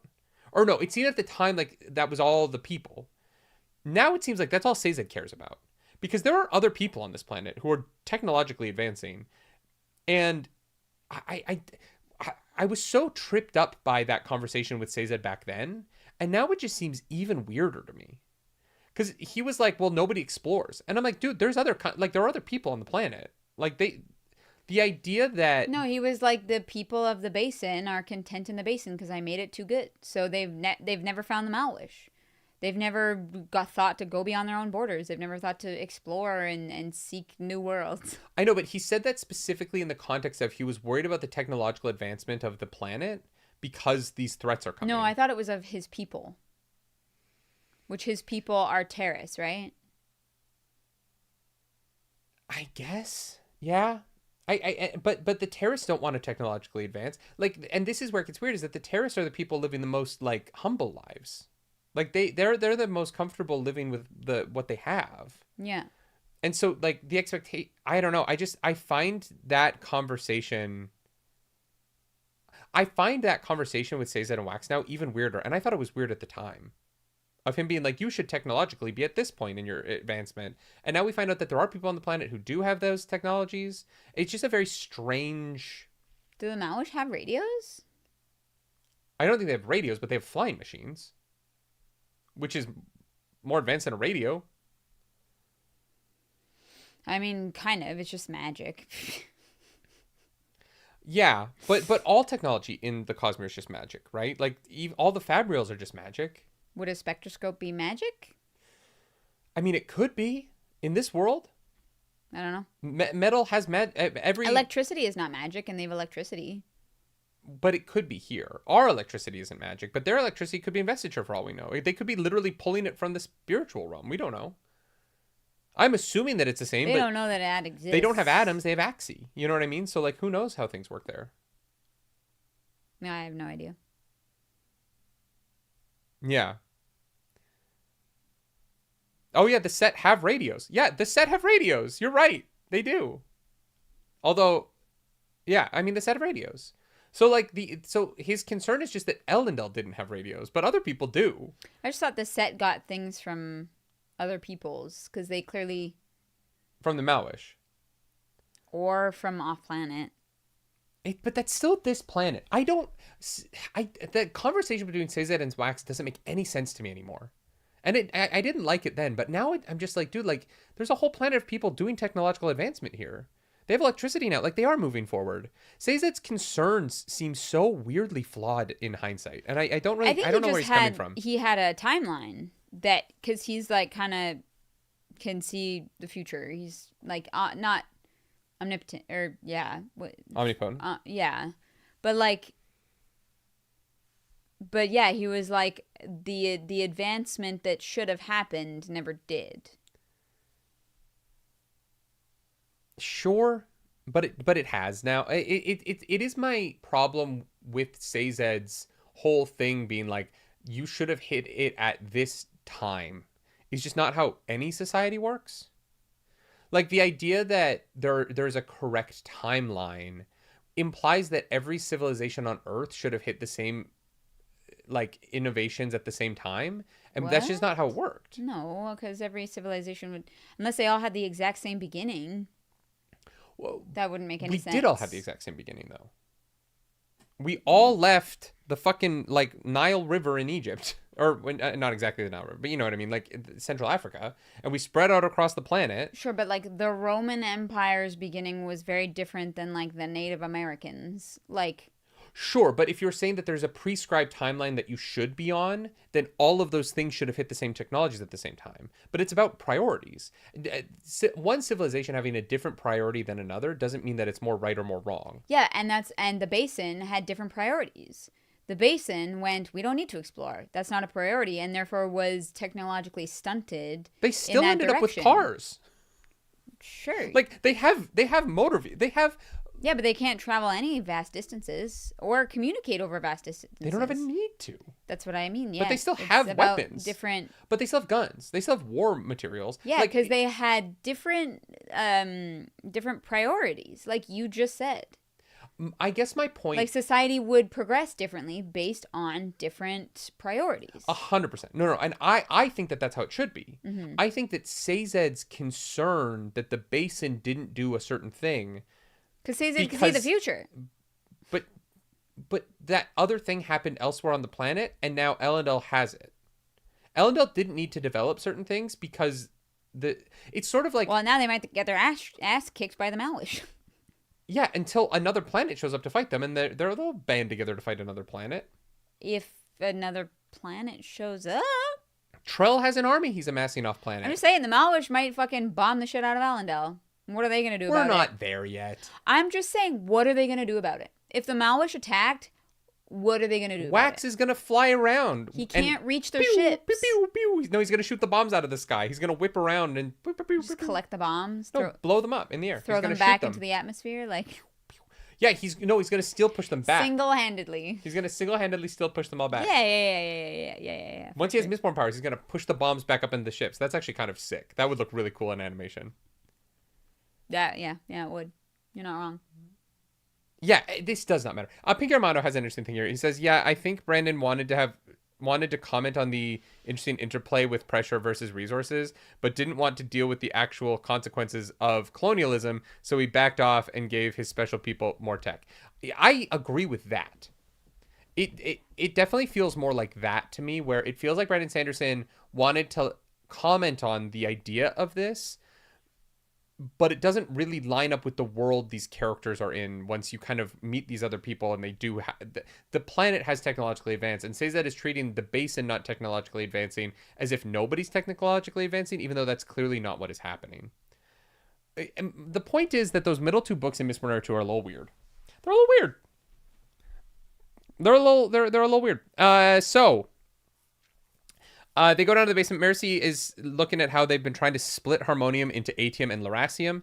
They have not been able to do that successfully, but they are trying to... Anyway, there is some concern that the university has been able to replicate anything Wax has done, and so it doesn't seem like he's accomplishing very much. And Steris notices that Trillium is also repelling harmonium, which is important. We cut back over to Wayne. We've kind of already talked about the scene. I don't know that we need to get into it again. Wayne goes to meet Jaxie and Renette. They have a very brief pre-dinner meeting. Wayne steals the bell from the bellhop because the bellhop asks for his hat, or not the bellhop, the host. Some people are going to find him funny. I don't. They try and convince Wayne to stop fucking harassing the girl. The girl is 6 years older, graduated from college now, has a child. Wayne is putting that child's health at risk, and that child's mental health at risk. Really just being awful, in my opinion. And he fucks off. He's like, I don't want to deal with this. You guys are... I'm already very sad. I'm at a funeral because I've been dumped. I don't want to also hear this. So he leaves, and he runs right into two men in bowler hats, and he has to go do some accounting, deal with his books. Chapter 15, Wax and Steris are doing some tests between harmonium and trillium, and they realize that trillium and harmonium actually repel each other more the closer they are together, like magnets. And so, hoping that they can use this magnetic properties, they decide that they're going to use electrolysis to goop up the harmonium and split it a little bit, and then they're going to push the trillium in between the two goopy bits, because basically every time they've tried to split harmonium into the two metals, they've cut it once it's been goopy, and the two sides have both hardened back into harmonium. Yeah, but they do look different in the middle of it. Yeah. So they think like it might be possible somewhere in there. And so they're going to use trillium to try and separate the two metals. But Vandel arrives. What's up, Vandel? And he wants to buy bodies again, because that's a normal thing to do to your friends. And yeah, just trying to buy their skeletons. He's the one who finds the note there's another constable who found the note at the crime scene for Mercy that he gave to Vandel to give to Mercy. Yes. Mercy is upset that there are Khandra among the constables she doesn't know about. Yep. As I would be. In fact, she went to lunch with one the other day, and apparently they're keeping tabs on Mercy. Yep. Everybody wants Mercy. Everyone's super interested in her. Trell wants Mercy. Yeah. The fucking Ghostbloods want Mercy. Yeah. And also the Khandra are watching her. But Steris is also like, yeah, you can have my bones when I'm dead. Why do I need those? Do you think the Mercy... Yeah, that's very funny. Because that's such a me thing. Yeah. I'm like, give my organs and my eyes to fucking organ donation. Yeah, someone else I don't need can my use them. bones. Yeah. Have them. Yeah. Yeah. Give them to a science class and let people study them. Sure. Yeah. Literally anything, They'll be and like, then what just sitting there happened and to this nothing man's happened. skeleton? Yeah. That would be actually really interesting. I've never seen a like display skeleton that was like broken in a bunch of places. What do you mean? Well, like if you were to hang my skeleton, right? Like a medical display, Yeah.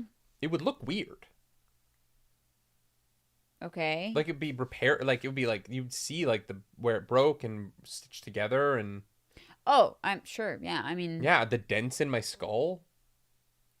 You know, how many dented skulls do you think they have? Probably a lot. I'm not that special. Especially if they get donations from people that were like in accidents or whatever. Like. Yeah, or like hockey players. Yeah. Why is this one missing all its front teeth? So then Vendel is yeah. Vendel is a little more concerned than the rest about the splitting of harmonium for good reason. Well, yeah, being able to like make Mistborn and have that power and distribute it is pretty scary. Which is why Depending I on think, who has that power. Well, but I think that's why I'm worried that the set is looking for that, right? Oh yeah. Because that would be bad. And Alec is like, so are you gonna blow stuff up? And they're like, we should leave. So they Safe room. go upstairs, and Wax does this thing that I hate that I do, which is you're like, okay, I just need to make sure that the timer gives me enough time. So you set it for like 5 minutes. He sets it for 5 minutes. And he's like, It's you know, 20 that was seconds a up lot. the stairs. Yeah. And then you just have to sit there with it. Yeah, you just wait. Oh, the worst. Wait for it to go off. Yeah. The worst. Yeah. Because there's nothing you can do. You can't walk in to try and lower the timer because there's a chance that... Because that would just be silly. Yeah, like, if it goes wrong. Yeah. So you just have to fucking sit there. And they have a cute little conversation, but then boom, the house shakes. Fucking half the city feels it. And Probably. they go downstairs. Although I guess our mansion has the property is large enough that there's no near neighbors. Do you want to talk about the accounting firm while I go pee? That's the next chapter. Which we already talked about, but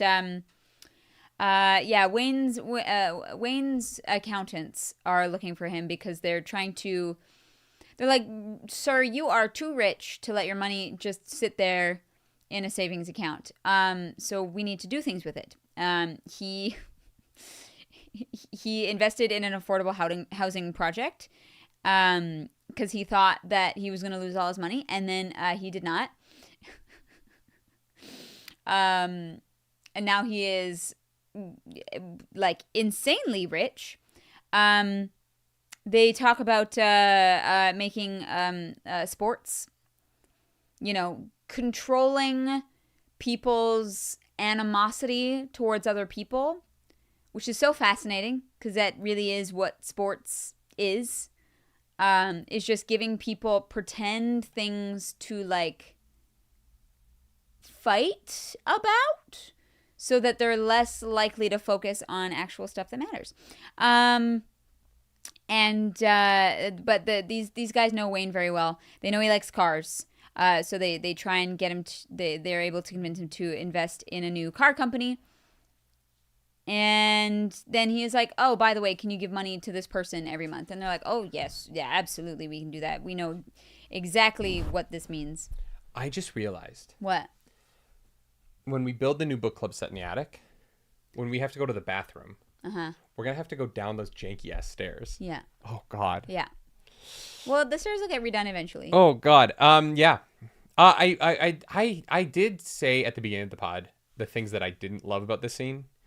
I did love them talking about, like, going back to the diner scene with the Ruffs themed restaurant where Renette and Wayne are like, oh, this place is so fucking cringe. Yeah. The conversation about, like, Wayne, you're really good at understanding people. Can you maybe understand what she wants when they're talking about the girl? And then here he's like, yeah, this is what sports is. It's what bars are. It's a controlled place to let out some of that excess emotion, right? Yeah. And I do love that. I do love that idea of sports. I think there is also, I think the other side of it is that sports are so inspirational. I think watching people accomplish physical feats that seem almost impossible builds people up. Yeah, Right? yeah, that's true. It inspires people too. Like, I don't go into the Olympics angry at China. You know what I mean? I go into it being like, Yeah, sure. yeah, do I want Canada to win? Of course. Yeah. Right? And America too. I have a very specific list of sports that I root for Canada and America on. Mostly because Canada's just not good at some things and it's fun to root for gold medalists. But when like a Japanese figure dancer does something truly incredible, I'm not like, fuck. I'm like, wow, I can't believe I got to witness that. Yeah. And I think that's the other side of sports that I don't think Wayne feels, interestingly. I don't think Wayne's inspired by much. They're not at that point yet, right? I think when you in the beginnings of sports, it's just people who are willing to be physically active, play this game, and rile up a crowd, right? I think that the actual like impressive physical prowess of that comes later, right? The records that people end up breaking or setting or whatever it is. Now, how you do that in a world full of people who have magic powers, I don't know. Like, are Metalborn not allowed to be in sports? Maybe. I think that makes things a little extra difficult. But I think at the very beginning of like these kinds of games, like it's mostly ordinary normal people. It's only now that we've had these games and these That's competitions for so long that we have people who dedicate their lives from the age of fucking 3 years old to this specific thing. Going back to forever, right? Like when hockey first started, I'm sure that hockey was like, but hockey was predated by soccer. Like soccer has been a sport for sure, and it started with just people who were pretty good at running and kicking a ball around. Even going back to like gladiatorial matches, like it wasn't all animosity. There was also like a level of like people got attached to the gladiator that they loved. You know what I mean? Like sport has gotten less deadly, but it's always been something that can inspire people and bring people together. I mean, the like impressiveness for more than of just the negative. Yeah. Sure. Yeah. Sure. I think that the point I'm making isn't that it wasn't really about sports so much as I think it's more about Wayne and the fact that Wayne doesn't view it as that. I don't think that Wayne is inspired by much. No. And that's the point that I'm trying to make is like Wayne doesn't understand the other side of sports is all I'm saying. Yeah. He views it as the thing that he needs, which is drinking to get through the day. Yes. We learn something about him through how he views what is valuable about sports. Yeah. Yeah, that's true. Yeah, that's all I'm saying. Chapter 17, they go back to the lab and it is pretty much destroyed. Half the equipment's broken. There's a bunch of stuff they're gonna have to be replaced. The harmonium. Oh, no, wait. But before, I really like that Steris is like masks, and everyone is like, "Oh, fuck, Steris." Right. And then Wax is like, "Hey, Steris, did we have any potentially lethal gases that might have been emitted?" And they're like, "Oh yeah, there's probably chlorine gas." So Steris like, she goes and puts a fan, and they all leave the house while it vents out. Yeah. And this was one of those moments where like we haven't actually talked about Alec and Marcy's relationship yet, but the relationship between Steris and Wax and the way that he kind of sees everyone roll their eyes at her, and then he goes out of his way to show them all why she was right. Yeah. He doesn't berate them, right? It's not him going like, "Hey, don't treat my wife that way," because that doesn't actually change how people feel. No. He goes, "Oh, hey, Steris, you're right because of this, right?" Yeah. And she's like, "That's deadly," and everyone listens. Yeah. And it's taking the moment to reinforce her value in the group. Yeah. Without having to like be a dad about it. Yeah. And I just loved that. Or knock anyone down. Yeah. Right? Or without anger. Yeah. By being like, "No, guys, you're wrong. She is right to be cautious." Yeah. I thought he handled it so well. I really, really enjoyed it. We're dealing with unstable shit here. Yeah. The harmonium is fine. Oh, Victoria Desana, thank you for that super chat. Thank you so much. In Byzantine, they had chariot races between blue and green teams. There was many city burning riots caused by losing teams. Yeah, well. So Philadelphia, the green team. Yeah, that doesn't surprise me. Grease the polls, Philly. Jesus Christ. I want them to be bad this year so badly, and they're just not gonna be, and it fucking kills me, man. Oh my god. Yeah. Vandal goes to talk to Harmony, and Wax gets got by a secondary explosion. Because the harmonium is very dangerous, even if it's just touching air. They have to like coat it in oil. Yeah, they keep it in oil. Yeah. There's metals like that on Earth. That's real. Sure. Yeah, we have metals that will immediately combust when they come in contact with oxygen. Great. Yeah. That's terrifying. Where do those metals live? Live? Yeah. I mean, I don't know. Where are they from? Meteors? Wouldn't that just explode when it got here? No, because it's in the meteor. All right. Cesium is one, apparently. I know it's a thing. I'm not a chemist. Like, I'm not that smart, but I know that these do. This does exist. Like, there are certain metals that respond to. So, like, for example, if this metal was like in a mountain and there was like a bit of an avalanche, and that metal was then exposed to air, the mountain would just explode. No, it's not that violent. Oh. It literally it. It's like a chemical reaction. Okay. Where it like bubbles and like, I don't know. All of the alkali metals. Yeah. Mm-hmm. Okay, sure. Yeah, they don't stick around a lot because we have oxygen in the air. Yeah. It's not like a massive explosion. It's more like in my head it's like watching a fuse burn. Okay. Like the end of a fuse, it burns in. Yeah. All right. Chapter 18. Basically the group is just chatting about the new Malwish ship here, and Wayne shows up and is like, you're exploding things without me. How dare you? And then Wayne also tells Vandal that his impersonations are bad because he gives the same vibes in every single one. He's too snooty. No, I like that because I agree. Yeah. I'm well, they're Wayne able to tell one. that it's Vandal walking into the room without him having the same face. Yes, because he walks in like this. Hi, yeah. New humans. Yes. Basically. I'm very poor. And you know what? Wax is like, Harmony's worried, and that freaks me out, but I have better ways that I can help the situation. Yeah, and he doesn't go. Marcy. I go with Wayne and Marcy. I really liked the internal monologue of Marcy saying, like, I used to be so freaked out by Wax's shadow and living inside of it. Yeah. And I deal with that, and now I wish he was coming. I like that beat quite a bit, and her like, I'm not gonna push him. Yeah, she understands. Because also she understands because he's also joking around this whole scene of like, I'm too old to blow up. Oh yeah, he's like, I'm too old for this shit. I'm not at prime blowing up age. Well, and then the next chapter, he's like still hurting from the explosion. Yeah. And you know, we think that there's other reasons for that, but it does stand to reason that you get exploded and it hurts for a while afterwards. When he's like 50. Yeah. Like the dude's old. Yeah. I'm 33 and I can't fucking sleep in my friend's bed without waking up and being stiff. You're like, ow, my neck. Yeah, we spent the night near our house. Near our new house. Yeah. That's the biggest problem with our move. We are moving very far from where we currently are. And so we stayed out there the other night. And our friend has this very soft bed. But it was just too soft. I woke up. I was like, oh, you're like, God. Oh, I feel like ass. Yeah, I felt terrible. And granted, I took Zyrtec because, you know, the cats haven't been cleaned out of the house yet. Right, yeah. But like, damn, that fucking bed fucked me up. We're so old. I know. Chapter 19, Wax. That's the last chapter. Steris. I know. Look at us. We're flying through. Yeah. Wax and Steris are looking for explosions in the newspapers, in the broadsheets, because it's such a cute scene. It's so good. It's so good. The two of them together brings me so much joy. And the fact that she smacks him when he spends too long on one article. Yeah. She's like, honey, move on. They're adorable. They are. Yeah.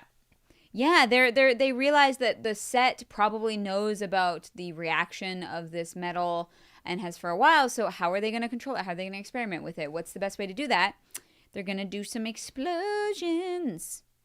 Yeah, and so they realize that looking for explosions is probably the wrong way to do it, but to look for earthquakes. Yeah. And they find out Billings was working on a new subway system.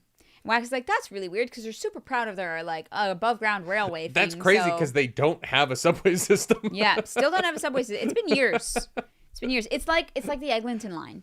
Yeah. It's been years. That's actually just Canada testing bombs underground. Yeah, apparently. Well, even though it's not below ground. The subway? Yeah, it is. The Eglinton line is a light rail. It's above ground. Isn't it? Nope. It's a subway. Where would it be above ground on Eglinton, babe? Along Eglinton? No, those stations all go down into the ground. That's the subway. I thought they were putting in some above ground somewhere.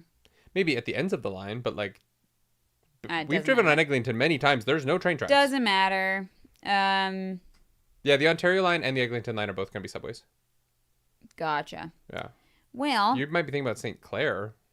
St. Clair doesn't have a subway. No, it has line. a streetcar. Yeah, no, I'm not talking about streetcars. Yeah. Linus Vikstrom, thank you for being a member for 3 months. Thanks, Linus. Was discovering real world infrastructure timeline. Wax discovering real world infrastructure timeline. Yeah. He's like, wait a minute, it's been years. Yeah, Wax decides to have a little chat with God. Yeah, he puts the earring in. Yeah, and he asks a bunch of questions, and God answers, and Yeah, he's like, you seem surprised. Sazed is crazy forward finally. Yeah, he's like, yeah, you know what? Oh my god, I was so appreciative of it. He's It was like, great. I can't see the future anymore. Basically, the Trell is autonomy, and autonomy is a bunch of different people that are all autonomous. Yeah, that seems like a fucking nightmare. Nightmare. Honestly, awful, terrible nightmare. But Hate it. autonomy wants to just destroy the planet, which it For can some do. reason? I love that you go to the why and I go to the how immediately. Well, and Sazed's like, I'm only been around for like 300 years, and autonomy's like fucking old as shit. So she's super crafty, and I keep losing. I don't really get how autonomy would just destroy it. Quebexican, thank you for 5 gifted members. Thank you, Quebexican. Members. Hell yeah, I appreciate that. Wow, thank you. That is incredibly kind. I hope everyone enjoys those. No, no, it's weird because I'm like, how would autonomy destroy a planet? Like Ash how? mounts, I don't know. Yeah, I guess. Well, and I guess like fucking yeah, that's weird, right? Because the Lord Ruler held the power of God, and I guess just fucked up the planet by moving it. So I guess any god could do that at any time. Yeah. The only planets that are safe are the ones that only have one god who doesn't want to do that. Yeah. That's actually an interesting way to think about it. Yeah, gods, I guess, can just do that. But they prevent each other somehow? I don't know. Maybe by using that much power, you open yourself up to it. I guess, yeah. Yeah. Basically, Wax finds out that Telsin, his sister, is like trying to negotiate with autonomy. One has become a member of automaton. Yeah, I guess. But Harmony seems convinced that autonomy likes people doing crazy ass shit. So if she fails, they won't be in league anymore. Yeah, autonomy really is the algorithm where it wants you to be the most extreme version of yourself. I guess, yeah. Yeah. And that's what they like prize. The autonomy is World Star. Yeah. Yeah, sure. And so basically Harmony's like, we just need to like stall for time so I can get my future sight back. Yeah. Which I don't really get why that matters. Yeah. The future sight it's not that valuable because it's not perfect. As we're learning with Odium, right? I guess, but I think if you get used to it over 300 years and then you don't have it anymore, like... I know, but if you have two gods and they both have the same future sight, then the future sight doesn't matter to the conflict. Because they both have the same... they're tapping into the same thing, so they just cancel each other out. Yeah, but now Trell has future sight and Harmony doesn't. That's fair. Yeah, so that's very bad. I wish the future sight shit was not in this at all. Like, ATM was fun as like a little thing. But the gods all being... All the gods having future sight but and us not being able having to talk it, but to them. kind of having it. It drives me... It is a lot. It's just not very interesting. Yeah. It's never done anything interesting in any of these books to me. Yeah, I'm like, it doesn't really matter to me other than Sazed is like, this matters to me, and I'm like, sure. But even in Stormlight, like, the Teravangian Odium future sight battle just didn't feel like it ultimately came down to... It forces every interaction to come down to situations where the future sight doesn't work. Yeah. And that to me is just it's too prescriptive on how the plot can move forward. Yeah, for sure. It's not killing it. You know what I mean? It's not crushing the series for me. I'm enjoying both Stormlight and this book. I like it quite a bit so far. My complaints about Wayne withstanding, because people are like, you don't like it, you complain. I'm like, no, I like most of it. I think the relationships are great. I like Alec a lot. But the future sight stuff is just, I don't know where he's going with it. It doesn't seem that relevant to the Cosmere, but it just keeps coming up. Mm-hmm. And it doesn't seem to matter all that much. Yeah. Ever. Yeah. But everyone has future sight. And, like, you can just give people future sight. But the future, like, Taravangian's future sight never worked. It failed him constantly. He didn't get what he wanted all the time. Well, his future sight was great in that moment because everything that happened immediately afterwards, he knew it. But the further away you get from that moment, the less likely it is. But none of his big plans really worked, right? I guess he became the king of Yakoved. Oh, yeah, no, a lot of the diagram worked. It was the longer and the further away they got from it, the less it worked. Sure, but like Odium thought that Dalinar would be... There's just all these things where they keep being like, we can kind of see the future, and then they fail. And I'm like, it's one of those things where it's in a bit of a weird series, in a book, beating the future sight's fun, right? But in a series... having characters constantly beat the future sight makes it weird that you keep bringing up the characters of future sight, because clearly they don't. Yeah, like, why have the future sight? Yeah. It is the problem with being the Cosmere universe. Yeah. Where, but our heroes keep winning. You keep telling me that the bad guys can see the future. Yeah. And that they're evil gods who can see the future, but our heroes keep winning. So what's the value of this? Yeah. And I do think it is one of the problems with kind of these sorts of expanded series. I think you have the same problem in, like, Marvel, right? Because once Doctor Strange sees the future one time, it's like, well, why aren't you just doing that all the time? It worked. Yeah. You got the one outcome that you wanted. Yeah. Now that it's a series, you kind of have to deal with the problem of, you've now said that all of the gods can see the future. So why are all of these gods failing in their evil plans? Yeah. Right? And that's where it gets weird to me, is in the, well, you keep beating it, so it can't be that good. Yeah. Yeah. Yeah. After they have a little chit chat, Wax gets some metal vials with, like, a extra spicy one that's, like, red labeled, that's, like, for emergency use only. I don't know what the fuck that's supposed to be. Because it's not like he's, like, a Mistborn where...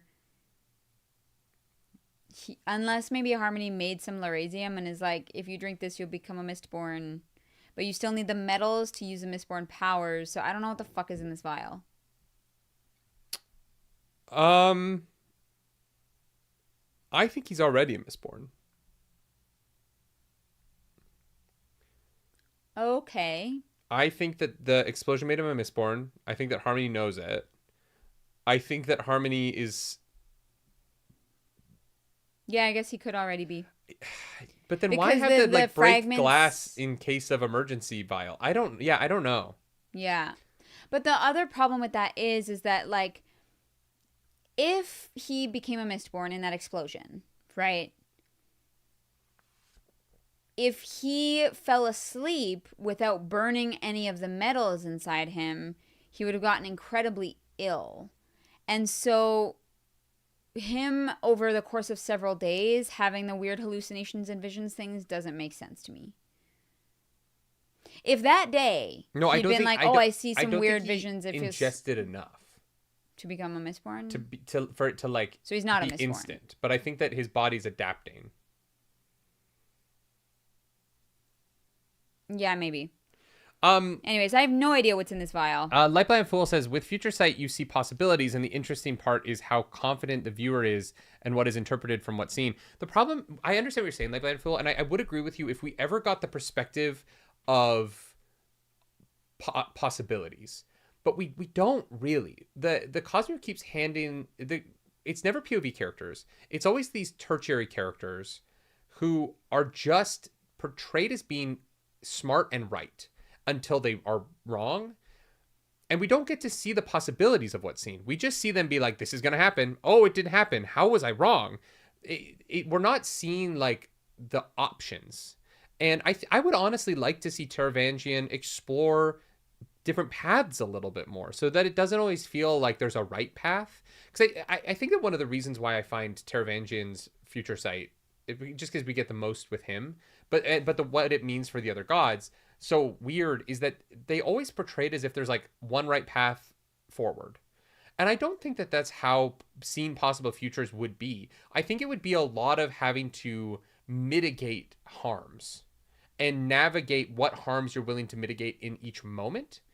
And I would actually like to see Brandon explore it from that perspective a little bit more, rather than sort of everyone's so overconfident in it.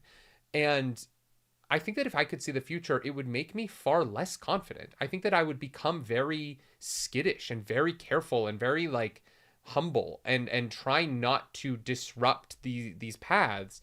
And the version of it that we keep seeing in the Cosmere is like, this is the right thing to do. And that's and they're wrong so consistently that I as the viewer am losing faith. You say confidence of the viewer. I'm losing faith in the future sight because they're just wrong. Always. They're just always, they always fail, right? Because otherwise the bad guys win and, that. So, there's just a really interesting... I hear you, but I don't know that Brandon Sanderson has explored it in that way, even though the possibilities are based on the way he describes it. The Piper guy. Thank you for that super duper chat. So glad I could catch a couple of minutes live. Let's working go. on a ship off the coast of Virginia Beach, building a wind farm. Damn, that's so cool. That's congrats on the new house. It's beautiful. Thank you so much. That is so kind. Please be safe. Working on the ocean is a dangerous job, and I think it's very cool that you're doing that. And wind farms are cool. So super useful. Yeah. Go build. Thank you for that. Go get us electricity that doesn't destroy the planet. We're gonna do a full house walkthrough on Tuesday. Yeah. Oh, we didn't say that earlier. We're gonna be live Tuesday morning. Yeah. Probably 11. Something like that. What time is the breakdown happening? We didn't actually pick a time. Okay. Yeah. So we'll probably be live at 11, and we'll do like a video walkthrough so you guys can ask questions, and we'll show you inside the house. We'll live stream for we won't show you the outside of the house, but 30, we'll show you 40 inside. minutes. Yeah. Yeah. Like we did back. Oh, we need to set up the internet. Yeah. Okay. We are gonna have to do that. We can live stream for a minute over Cell. It's not like the end of the world, but we should get that set up. Thank you for the super chat. So I don't know what the fuck is in that bottle. But he takes his guns, takes his ammo, he sets up to go and leaves Steris in charge of all the important Senate stuff. And heads out.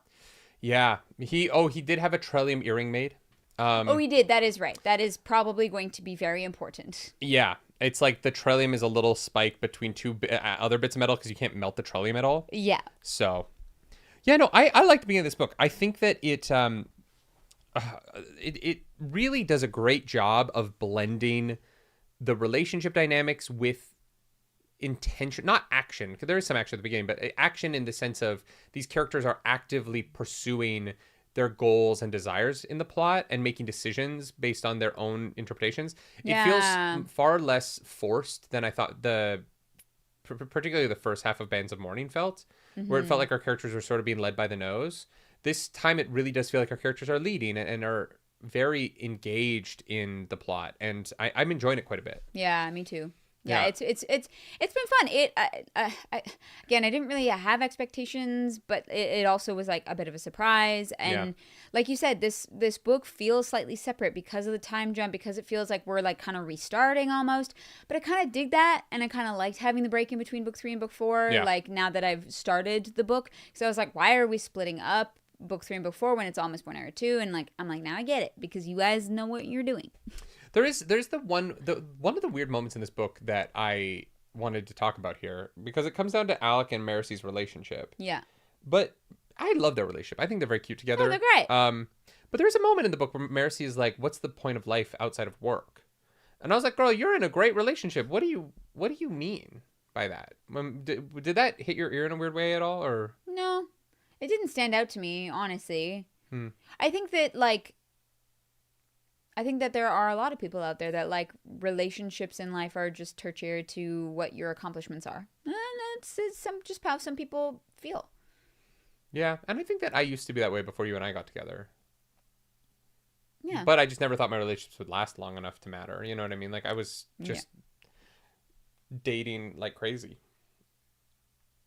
Yeah. Yeah. It was just interesting to me. I was like, it feels like Mercy is building something really beautiful. The other thing I really liked in this book so far is getting both Mercy and Steris's internal monologue about their sisterly relationship. Yeah. I loved both of those moments. Yeah. You know, Mercy really acknowledging that Steris used to be quite boring, and that her relationship with Wax has opened her up in a way that is they're both acknowledging that as they're aging, they're having a better relationship. It really reminded me of my family. Yeah. Oh, yeah. And Right? I think that a lot of people can find better understanding in their siblings as they get older and they're not living with each other all the time. Yeah. And not having this weird looming thing of, especially for Steris and Mercy, of Mercy being illegitimate and what that means and the stigma and the hiding and all that. Well, and I think that's why it reminded me of my family so much, because, you know, my sisters weren't my sisters till I was 13, right? Yeah. And my older Yeah, it's sister hard. was, you know, almost 14, and Sierra was 11, and we weren't a family until then, and then we had to become one. Yeah. And for the 6 of us, if you don't know, I have 5 siblings. Yeah. It takes work and understanding. Yeah, it didn't work. It was rough. Yeah. Like it was a really tough time for a few years. And there were great times in those years. Like it wasn't all bad, but when I look back, you know, I remember I went home when I was 25, and Brody, my youngest brother, had just turned 18. And so we were all adults for the first time. And we were sitting around a campfire in the backyard, just kind of realizing that, like, we were able to have this relationship now where we genuinely got along. And I love spending time with all of my siblings, right? Yeah. I do. I think they're all great. And there had always been a problem with one of the relationships when we were younger. We could never have all 6 of us were happy with all 6 of us. You know what I mean? Yeah.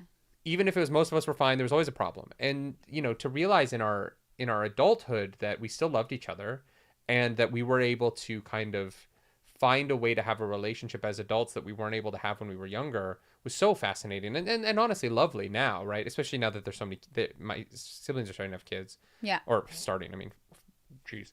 But it is so wonderful to have the relationship we do now, and how we grew to that, and the fact that we got over those hard times is I think one of the you know, miracles of my life. And the fact that we didn't completely just drift away from each other is really special. And I loved getting to read the way that happened for Steris and Mercy here, and I thought Brandon Sanderson handled that really well. Yeah.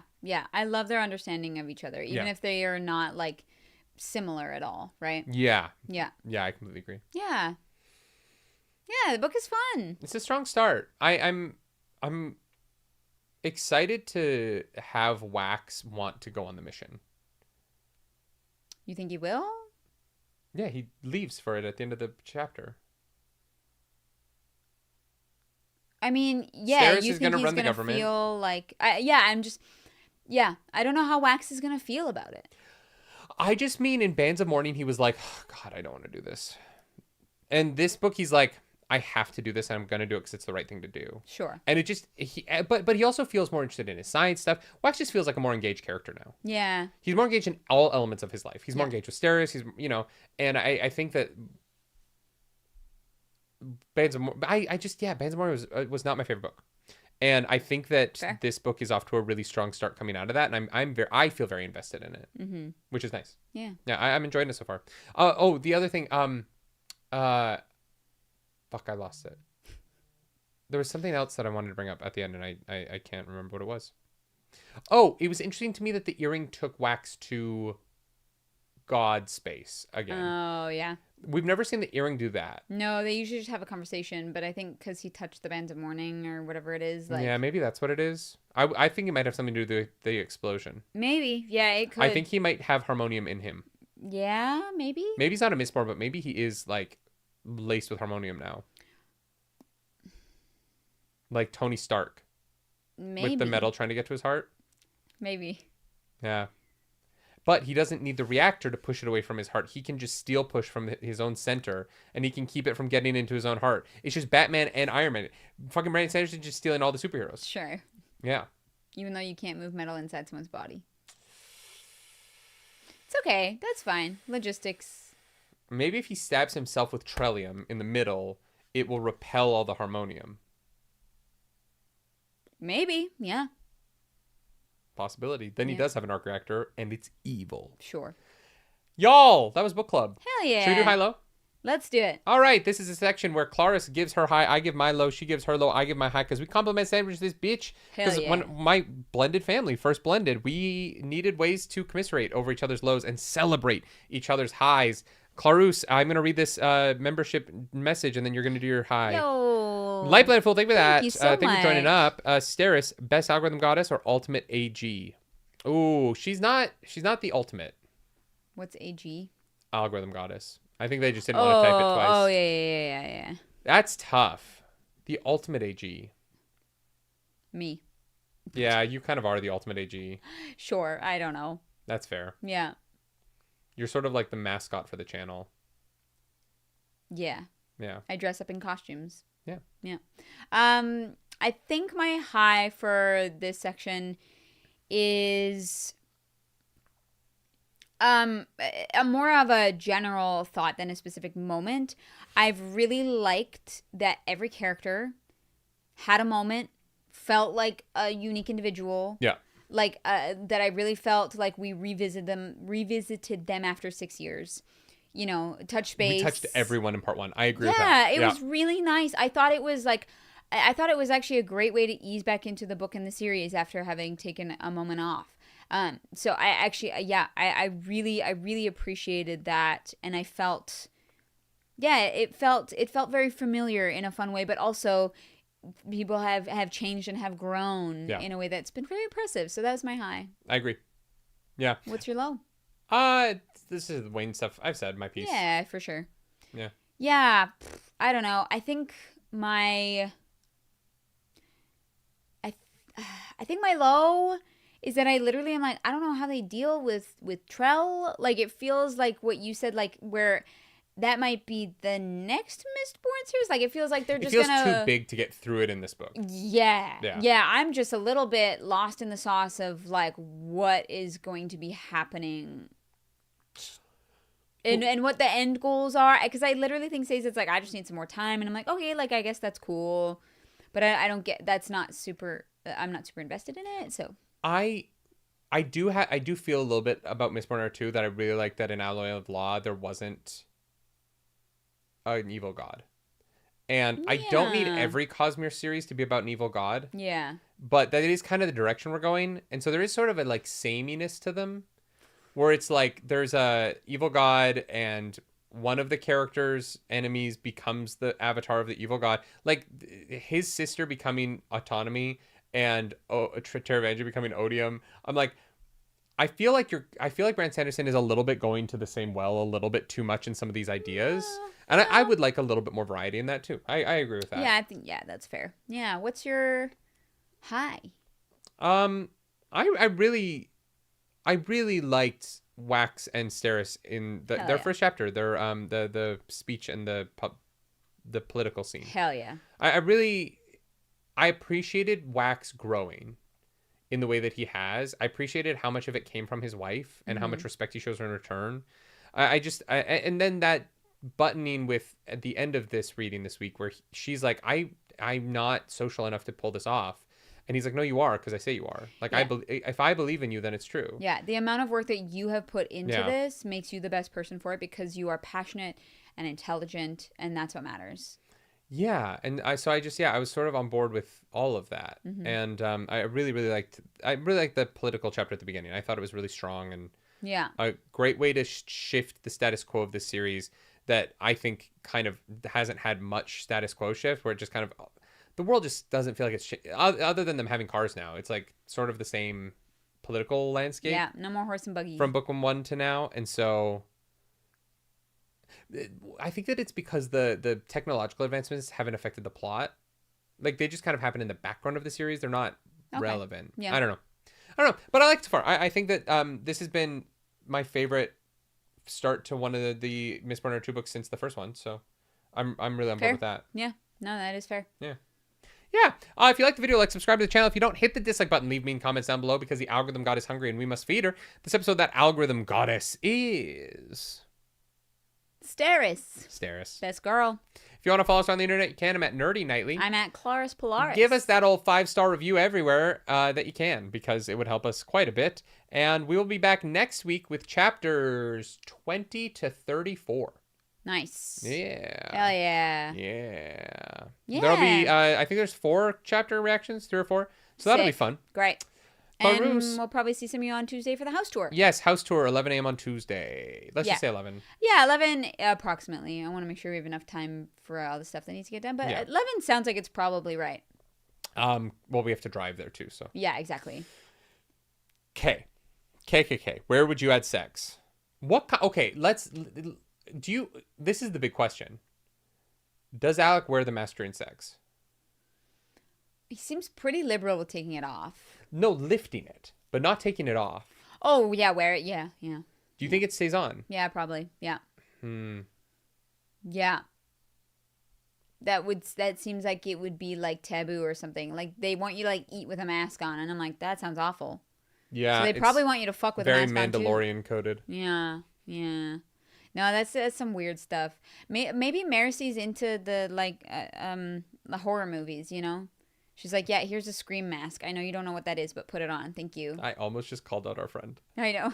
I almost just was like, oh, like that person. Yeah. The funny thing is, if we said it, people would go to her page and be like, oh, yeah, that makes sense. Oh, yeah. No. That would not surprise anyone at all. No. But yeah, there's some weird stuff going on with the mask. Not my thing. You know, can't say that I relate to that one. I don't know, if you put like a long nose on it and you could bounce up and down on it, that could be fun. Yeah, but then they make gags like that like has a dildo coming out of your mouth. Yeah, but then it would be like a sex specific mask. Like you have to go change your mask to bone down. You know? Why not? Think of what fun you could have with the medallions. Make someone weightless and then fucking like spin them in the air and. I guess. I think that's what Shibari does, but yeah. I know we could do it without ropes. Yeah. It would be like free floating. You could essentially like... I'm free falling. That's playing while you're just like, you know, it's like having one of the two of you in 0G. So like the guy can like stand and hold on your body and you're weightless and he can just... Yeah, honestly. Use you like a fleshlight or something. I feel like though the weight... Wow, okay. This fucking show. Yeah, no, I feel like the weight is kind of part of what makes it fun, but to each their own, you know? I think that variety is the spice of life. Sure, yeah. Get out of here. Wait, do you think that there's like... Because you know how there's some like escorts who travel around? Uh-huh. And they fuck where they go to pay their way? Yeah. Do you think there's an escort that has like a language medallion so that they can escort in whatever country they're in? I don't see why not. Yeah. Universal fucking. Yeah, I mean, yeah. All right, chat. Thank you for a great show. We will be back next week. Do something nerdy tonight, as always. And bye. Bye, guys. Thank you, Maud. Thank you, guys. See you later.